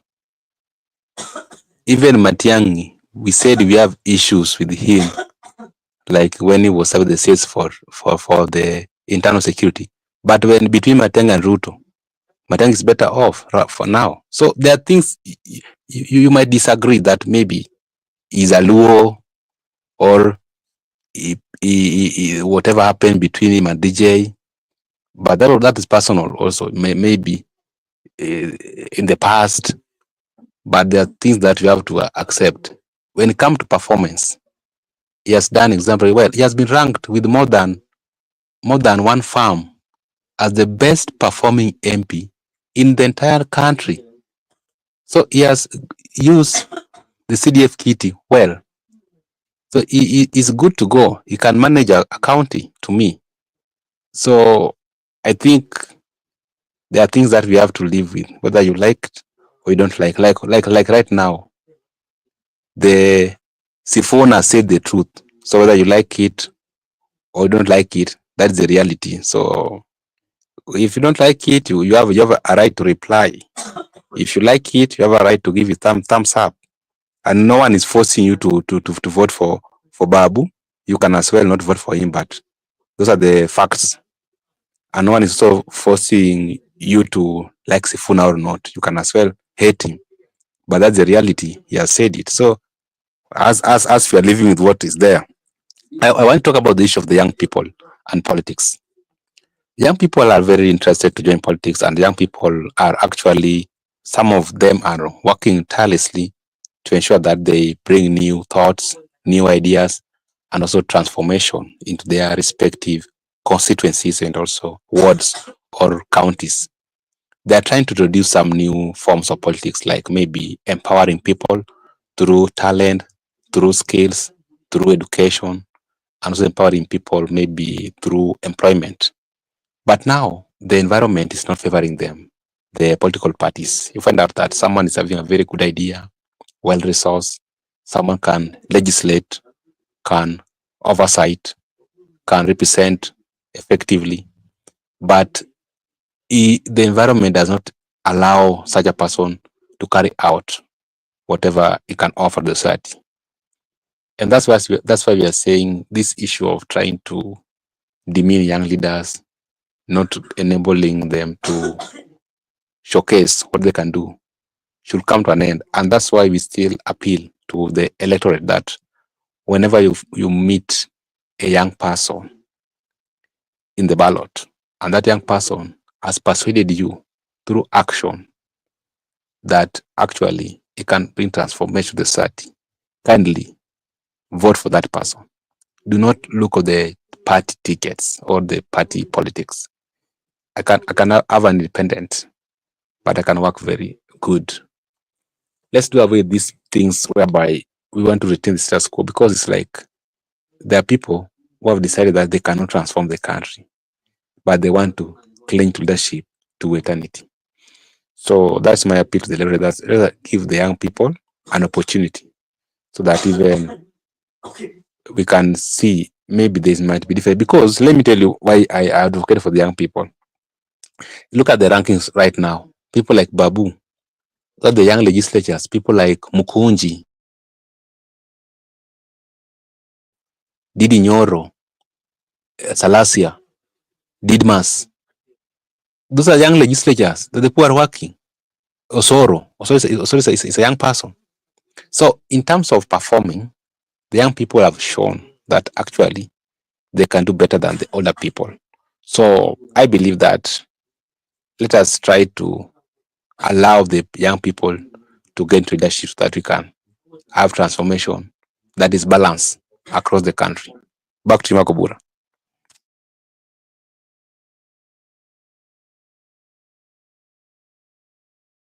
Okay, thank you. I can see Brother Ben here, and maybe a question that I want to ask him before we get to the end is, what is your comment on Raila's statement today, while also criticizing quite a number of things which are happening in this government, and with the role that he has as the party leader of ODM? Him coming out to criticize, of course, the shoot to kill commands, the deaths, not following the constitution, not giving the people the freedom as is as it's enshrined in the constitution. What is your take, Brother Ben, on Raila's take of the whole thing amidst, at a time when Sifuna is also coming out and is saying it point blank? And what do at this particular time? Sometimes you ask yourself, it is politics or there's genuinity in it? Because you can condemn, but if the action is not taken, how are you going to make us believe that the condemn that you are doing is so much genuine? Because even if you look at the 10-point agenda, if to say that was one of the reasons why they came into agreement so that they can stabilize the government, the things that Kenyans are going through, like shoot that he condemned and even the abduction, those are the things that could have stopped. And that one we could have believed, okay, what really happened, especially many Kenya could have believed that what really happened at them coming together and even to have this memorandum of understanding, was bringing a stop to this. And we are seeing that nothing has really changed, and you're still condemning. Remember, even when President William Ruto was with Raila, especially when they went to Homa Bay, when Raila raised that issue, President Ike said that the abduction is going to stop. It did not end there. Remember also when he was asked by the international journalist about the issues that are being raised about abduction and everything, and President said categorically that the people who were abducted has reunited with their families. So this is something that has always been, it is a thorny issue, especially to both the broad-based government, to that is to say both Raila Amolo Odinga and President William Ruto, and again to administration of the President William Ruto. I think Kenyans are not getting satisfactory answers, and the Kenyans are not have not reached that believability 100% that, okay, even though the Right Honorable Prime Minister is condemning all this, but like we are not seeing the action being taken. Because remember, despite the fact that all that has been said, we saw what happened with Ojwang, Albert Ojwang. He still ended up dying in the court cells, or he still ended up dying in the hands of the police. Despite all that one being talked about, we still saw Karaoke being shot live at a close range with the police officer, and despite all that, you saw Murkomen coming out, you saw Nelson Koech still coming out, making such pronouncement, including the president himself. So what does it tell you? It is tell you that even though the prime minister might be condemning it, but what about the believability on the Kenyan population? Especially, we still see parents mourning we still see parents crying for what really happened to their kids. Despite all that, we still a 12-year-old girl who was just shot by police while in their own house, just did not even go for protest. So the believability part of it, that is what maybe Kenyans might be asking for, including myself, that how will we believe that the action that you're calling for, and even talking to the administration to stop that, do we believe that is very genuine? So that is something that it's still struggling, especially so many Kenyans are still struggling to comprehend and to have that believability. So with Edwin Sifuna coming out to call out the president, or talk about the issues that people are talking about or people are raising, politics, anything is possible. I've always insisted this, that there's that holding in brief. And what does holding in brief is? You hold in brief for those who believe in the ideology of ODM and now believe that Sifuna is coming out to make people believe that we are fighting. Yeah. And now Sifuna is playing this role. Sifuna is playing a role of, now we are the factions of ODM who are fighting ODM to get out of this broad-based government. How is Sifuna doing it? And Sifuna is doing it, coming out and calling out on the issues. But what surprises us is that despite all that, as I said earlier, is still holding allegiance to the Right Honorable Prime Minister Raila Odinga.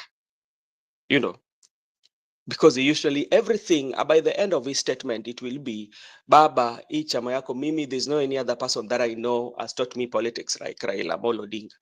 Until that time, the person who appointed me and give me the responsibility to be where I am, if he has not told me to resign, then, So it is holding in brief for a while, but in politics, we are watching what will happen. It also might be as a better way of exiting, because the popularity, you're losing the popularity.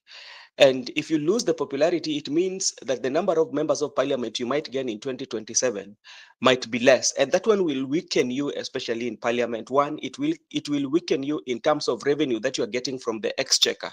That is two, it will be weakening your bargaining in the political arena, because, our politics is always transactional.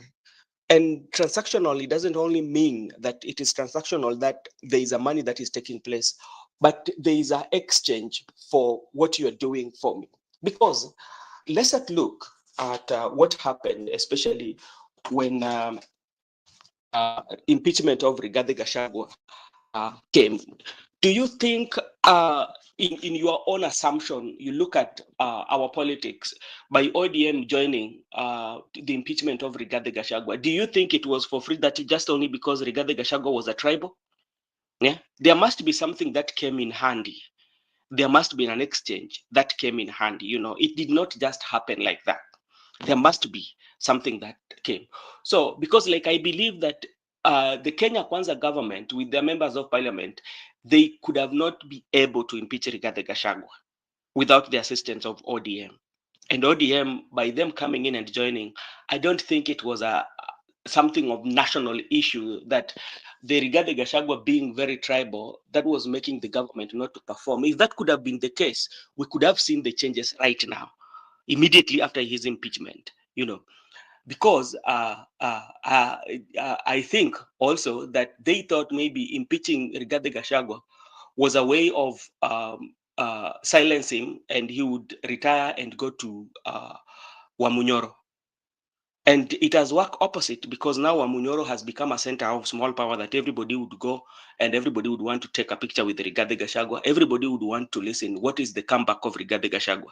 You know, so that is all politics is all about. So Sifuna is playing this somebody who is fighting ODM out of government, and Baba is also there saying, okay, we are still waiting. And there's also who also hold in brief people like Wanga who are supporting the government, people like Opondo Kaluma who are fighting for government, and they're still in ODM. So that is something that I would also think about. And if you want to know the good conversation, I think if you had an opportunity to listen to Tony Gashoka, he was at TV 47, Tony Gashoka and Okongo Omogeni. That was one of the best conversation ever had in the political sphere, especially the way Tony Gashoka answered Opondo Kaluma. Because there's something interesting that Opondo Kaluma did, Tony Gashoka said, and Okongo Omogeni, and they were very, very strong and intellectual argument.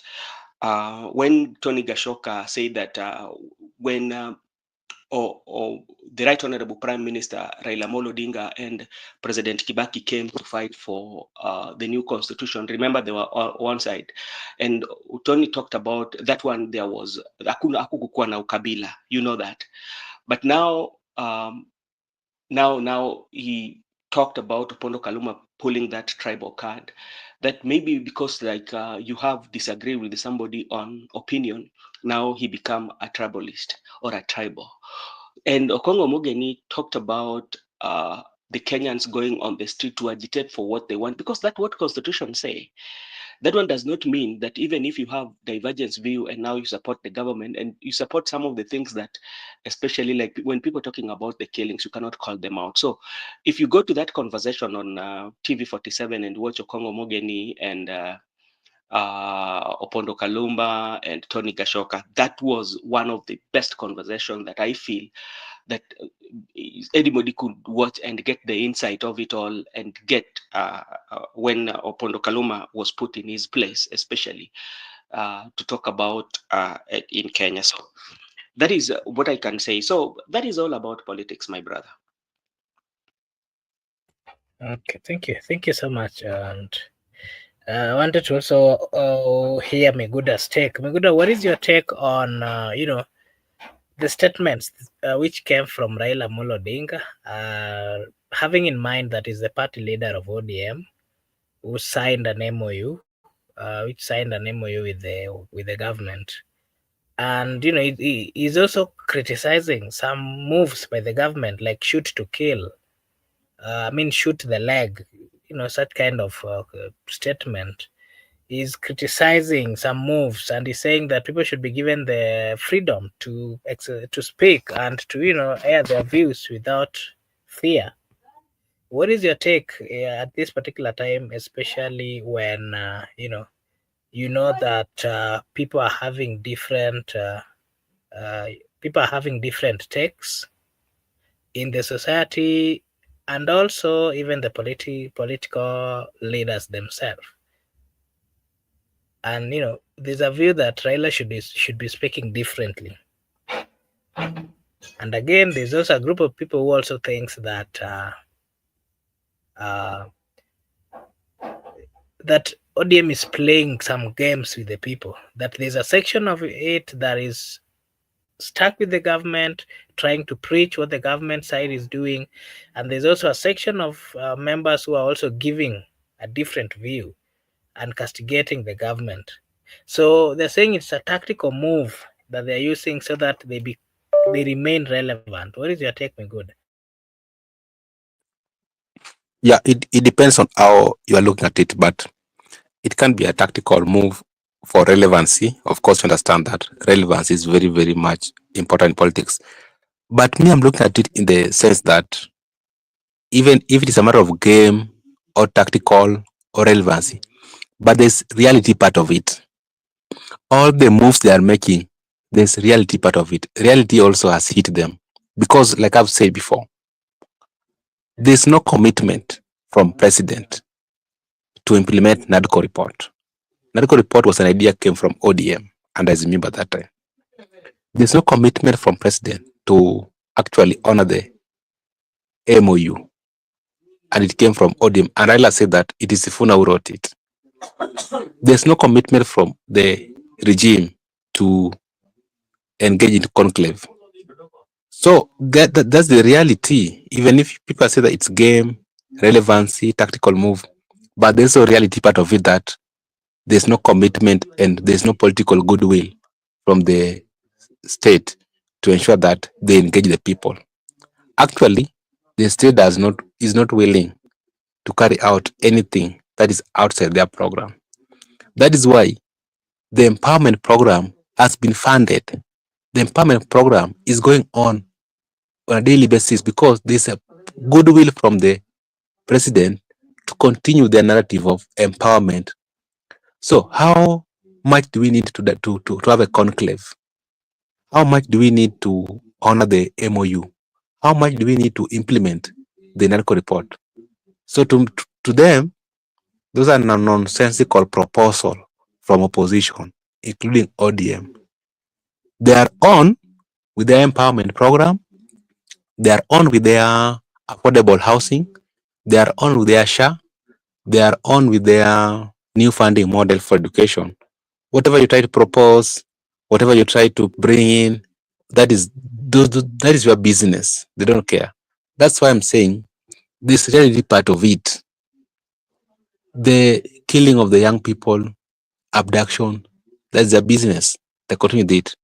That's why I believe that even though people are trying to say maybe Raila relevancy, Raila bolting out, Raila cunning, but the reality is also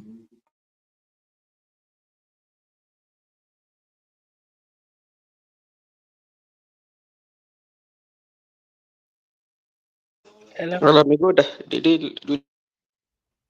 Yeah, I think Miguda has dropped. Brother Ben, on the same matter, do you think with this kind of stance where we've seen quite the likes of Sifuna and some members of ODM from Nyanza trying to reason that, ODM is their party, and we had a member of parliament giving some statements that Sifuna should know that they have the power in ODM and that it is a Luo party, something similar to that. And again, having in mind that ODM party is a national party, it has quite a good support in almost in many parts of the republic. At a point where we are seeing the arrival of new small parties, do you think with the differences we are seeing in ODM, to an extent that it has now gotten to a point where they are looking into it in a tribal angle, do you think ODM is going to survive this wave? And Brother Ben,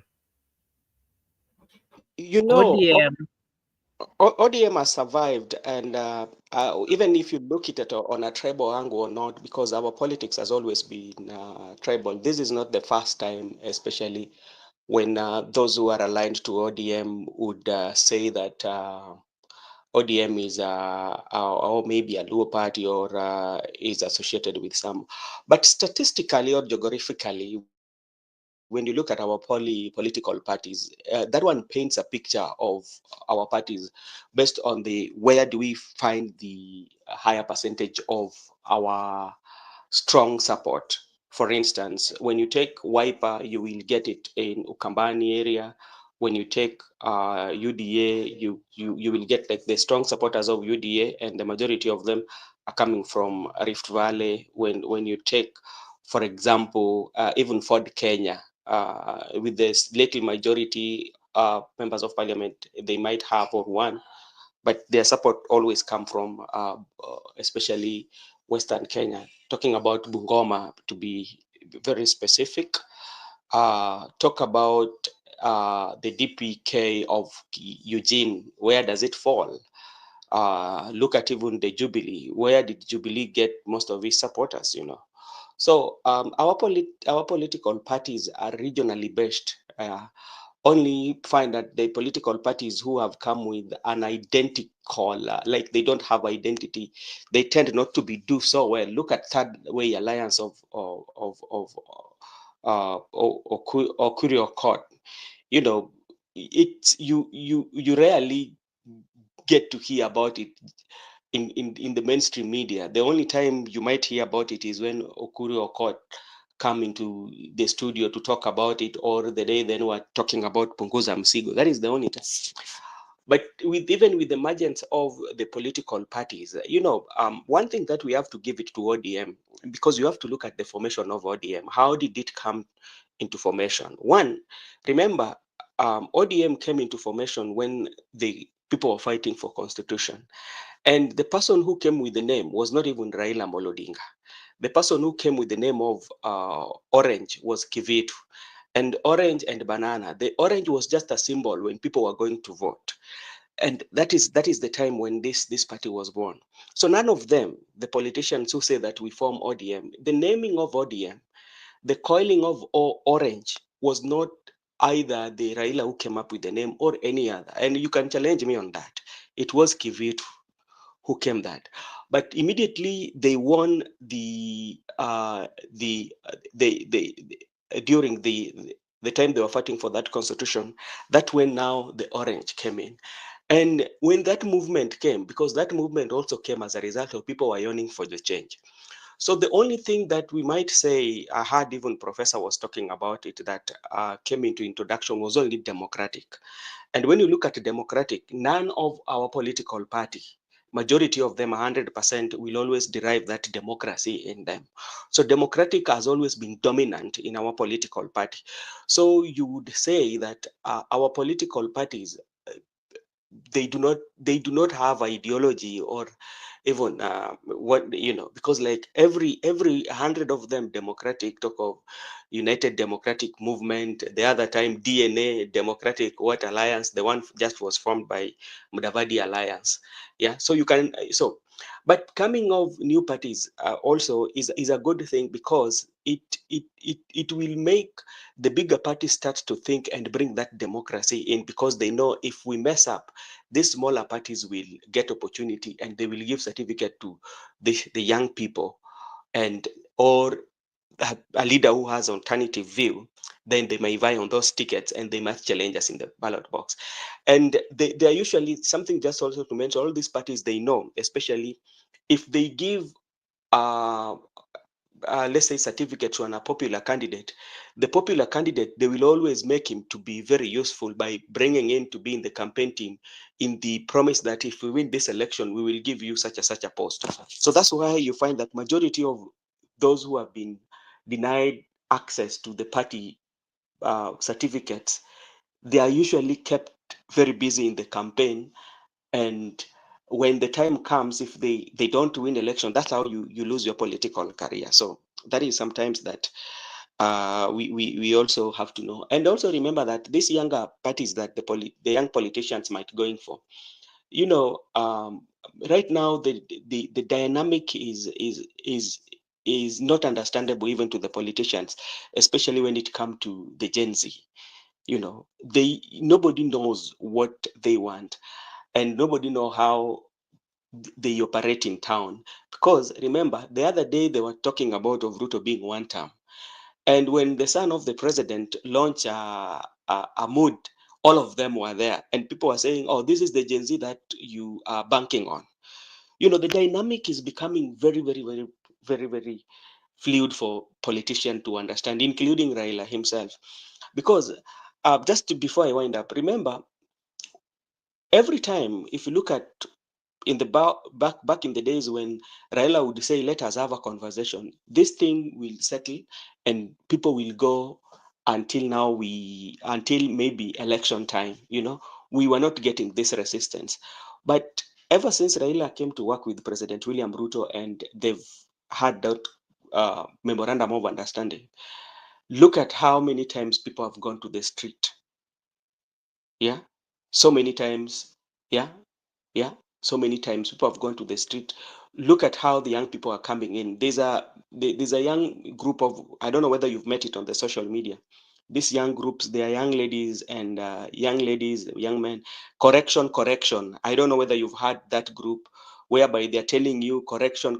They're correcting you. Unajua hii ni hii, wakikuja mambo ya ukabila, all that, you know. So the political, despite the fact that even Right Honorable is coming with conclave, all this and all the political, they're trying in all angles.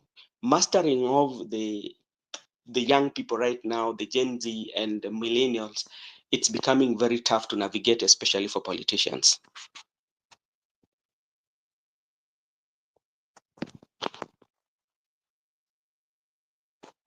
Hello, Makobura.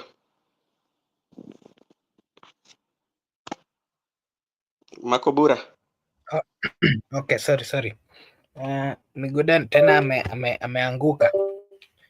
I wanted to hear his take. Maybe before he comes, allow me to remind our viewers that this is Brother Benson Media. And here we say that your opinion counts. If you're watching for the first time, kindly just like and subscribe. It is a way of supporting us. And we will say thank you. Maybe as we wait for Miguda to come back, something else that maybe you can give a clarification on is we have three arms of government: the executive, the parliament, and the judiciary. And the thinking or the view of the people out here is that the only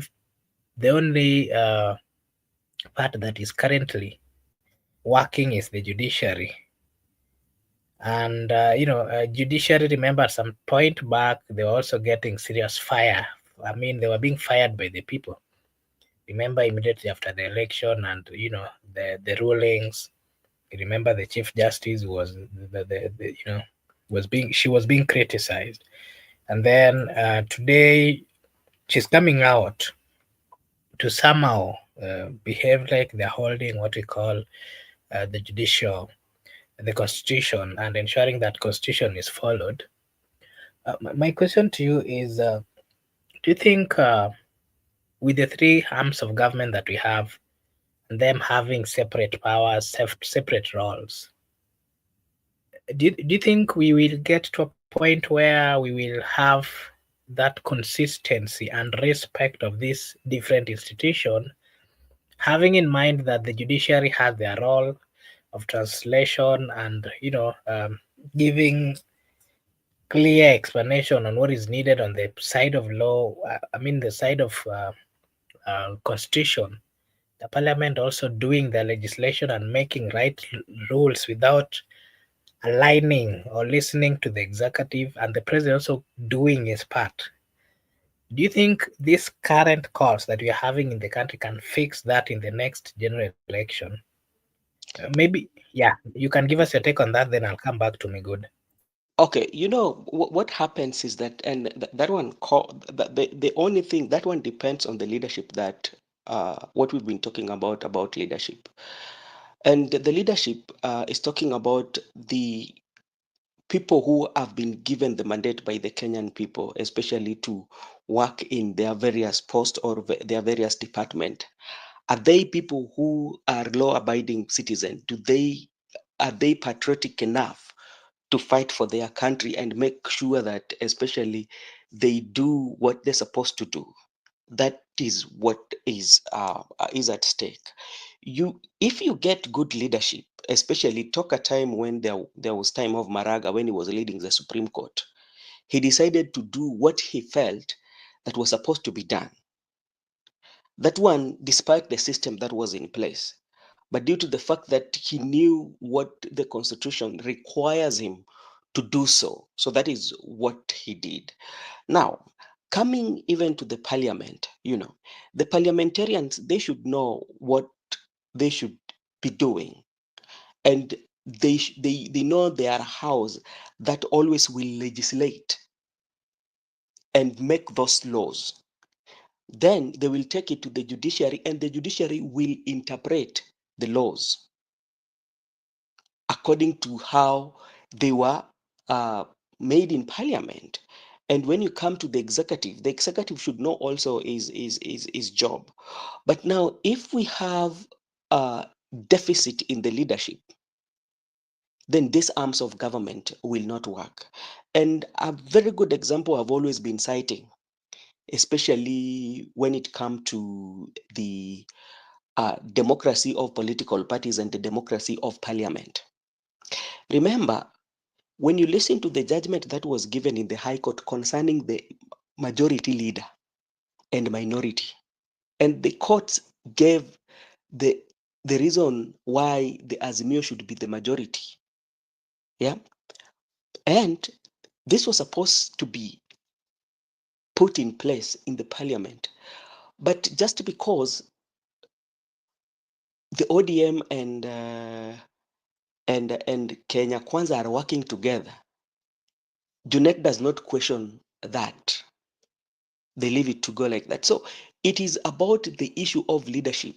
If you look at Moses Wetangula, who is a president of the legislation, which is an arm of government, where everybody is represented, whether you are in government or no, has taken side, and even he goes to these campaigns aligned to the government. What does it tell you?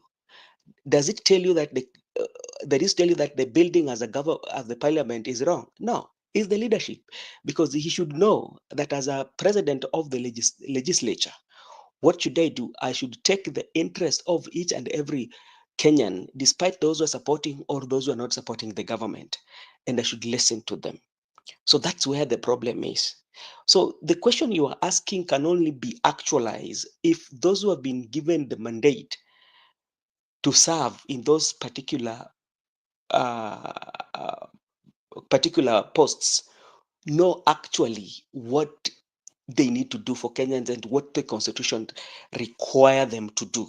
So that is when that one is observed, or the right people are put in the right places, then that question will be answered on that day.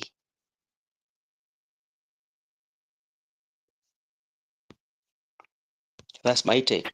Okay. Thank you so much. Miguda, I think now you're back. You can tackle the questions that, you can give us your remarks on the topic. You are giving your remarks, and then the question that Brother Ben has just talked about.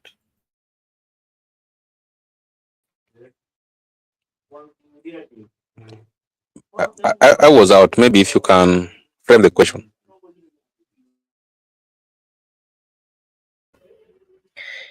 Do you think we'll have a government that is going to ensure that there's respect of the three arms of government, where we'll be having a functional executive that is not coercing, that is not, giving instruction to the legislature, the parliament? Do you think we can have a judiciary that is fully independent, parliament that is fully independent, observing what their role is supposed to be, executive similar? Do you think we can get to a point where we will have that? And do you think the next government, with the consistent demonstration, do you think it has shown something to the political leaders and that can bring forth what we call sanity in government?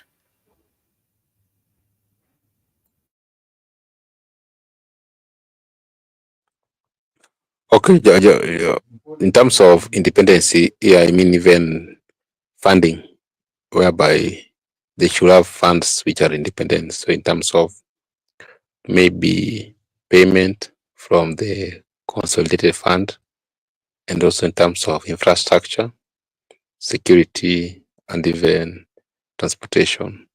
So independence, it should be, right now I think it's not that much independent because they are depending on the national government for some expenditure, and it should be independent. And going forward, that's why we were talking of the issue of AFTAM, because AFTAM can ensure to overhaul the whole system and establish a new system that is favorizing everybody and also working for anyone. But with the current system, I think there are still challenges we're going to face the country, even with the new regime, because there are things that are going to be stagnant. There are things that are going to remain the same.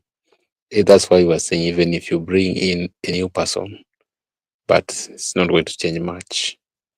So we still need to talk as a nation. We still need to engage on the maybe amendment of the constitution, or maybe way forward as a Kenyan. So we say that we, the people of Kenya, have decided that we are going to have this and this and this. So I think we must get something out of it that is a pro-people thing, for us to have a independent judiciary that is working without interference from the executive. I think that should be, and more so, judiciary is better off. Parliament, that's where there is worst of it all, because Parliament has been captured, compromised. Lawmakers, they can't even be independent in terms of legislation. And that's why we are having a terrorist law whereby a peaceful protester is being charged the terrorist because of what happened in the Truth Parliament, because the Truth Parliament people passed that law. Now they're subjecting themselves. Actually, the people who pass it are the one which are being tried through that particular law. So I believe that we are around, and there are avenues whereby we can still resolve our issues by ensuring that if they can't happen in Parliament, they can't happen in Cabinet, we can still decide with the people. We assemble Article 1, then we decide that with the Kenyan people we want to get overhaul of the whole system, or we want to send the legislatures home. Then we dissolve the Parliament as the people of Kenya. So I think if we must do it, even if it is not conclave or intergenerational, but we must sometimes sit down and decide on which way we want to go as a nation, which one best suit us as the current generation and the Gen Alpha and the invisible generation who are not yet born. I think that's how we should chart our way, even 100 years from now, or even 1,000 years from now, so that we don't have many amendments along the way. I propose that one. Makubura, are you there? Yeah, maybe you can give us your final remarks. Okay, my final thought, I just want first to appreciate you for hosting us this evening from my end, and also appreciate Brother Benson, who has just left, also for beginning to host us. I also want to appreciate Joseph Kariuki, who has just left due to engagement, and also appreciate our viewers who have come to the comment section, those people who are currently watching and the people who watch in future, for engaging at the comment section and also getting the feedback and the positive vibes from them, and also appreciate their vigorous engagement and feedback from them. At least you keep us going.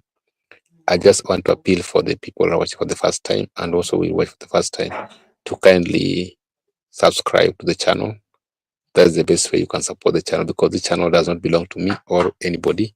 It is our channel whereby we come here to air our views and also express our opinion as a citizen of this country, and also to get feedback from the people and also report to the people the actual things. And through this channel, we are able to also, because when I was watching Raila Odinga speaking today, most of the things he was talking about the issue of education. Yesterday we discussed about this education. He addressed it. Some things we have discussed here, and they get to the national platform because the needs are here listening to us. And after they have taken some information, they're trying to go up so that they can report to the president or the prime minister or the opposition. Sometimes you find out that whatever we discuss here, if you are keen, you find they are also being discussed into the political rallies. They're being discussed into empowerment programs. They're being discussed into the cabinet. So our presence and our contribution here is not in vain. I can assure you, it's not in vain, because even if we have one niece listening, he will report that, okay, for what Miguda was saying, and Makobura and Branson and Kariki and Barak, they were saying that the capitation should not be there. And from the feedback from the comment section, other Kenyans are also reporting that the capitation should not be there. So they are trying to report to the president and the prime minister that when they are briefing them in the morning that what we are gathering for the people, this issue is pending. And even that's why you find out that an issue can be discussed in Bunge la Wananchi at Jacaranda or Jivanji, but it's being spoken at the national level. So they don't have time to think as those people leaders. They don't have time to engage people at grassroots because they are too busy. So they are waiting for platforms like this so that they can get information, and they are sending their needs to come and report to them. So whenever you have an opportunity to speak, actually try to speak the factual things that represent the popular will of the people, so that when it reaches to their ears, they can react on reality, not on fictions. Bye bye, everybody. See you next time, Makubura and the team. Okay, thank you so much to our viewers. This is Brother Benson Media, and here we say your opinion counts. Allow me to take this opportunity to acknowledge and to say a big thank you to Gypsy Corner, to Father Didi, to Judith Karitha, to Laban Misiani, Joseph Kariuki, Maranatha Africa, and there was what was the other name? Yeah, Ronnie Musalia and Nyapolitik. Thank you so much for finding time. Wikimishi Onyango and everyone who joined and commented or engaged us at the comment section. I want to take this opportunity to appreciate and to say a big thank you, and we hope that you will join us again tomorrow. Thank you so much for finding time to be with us. Miguda, Joseph, Benson, thank you so much. And asante sana kwa a good friend Gypsy Corner. We hope to see you again tomorrow. For now, allow me to wish you all a blessed night, a blessed morning, a blessed afternoon, a blessed evening from wherever you're watching. Thank you so much, and may God bless you. See you again tomorrow.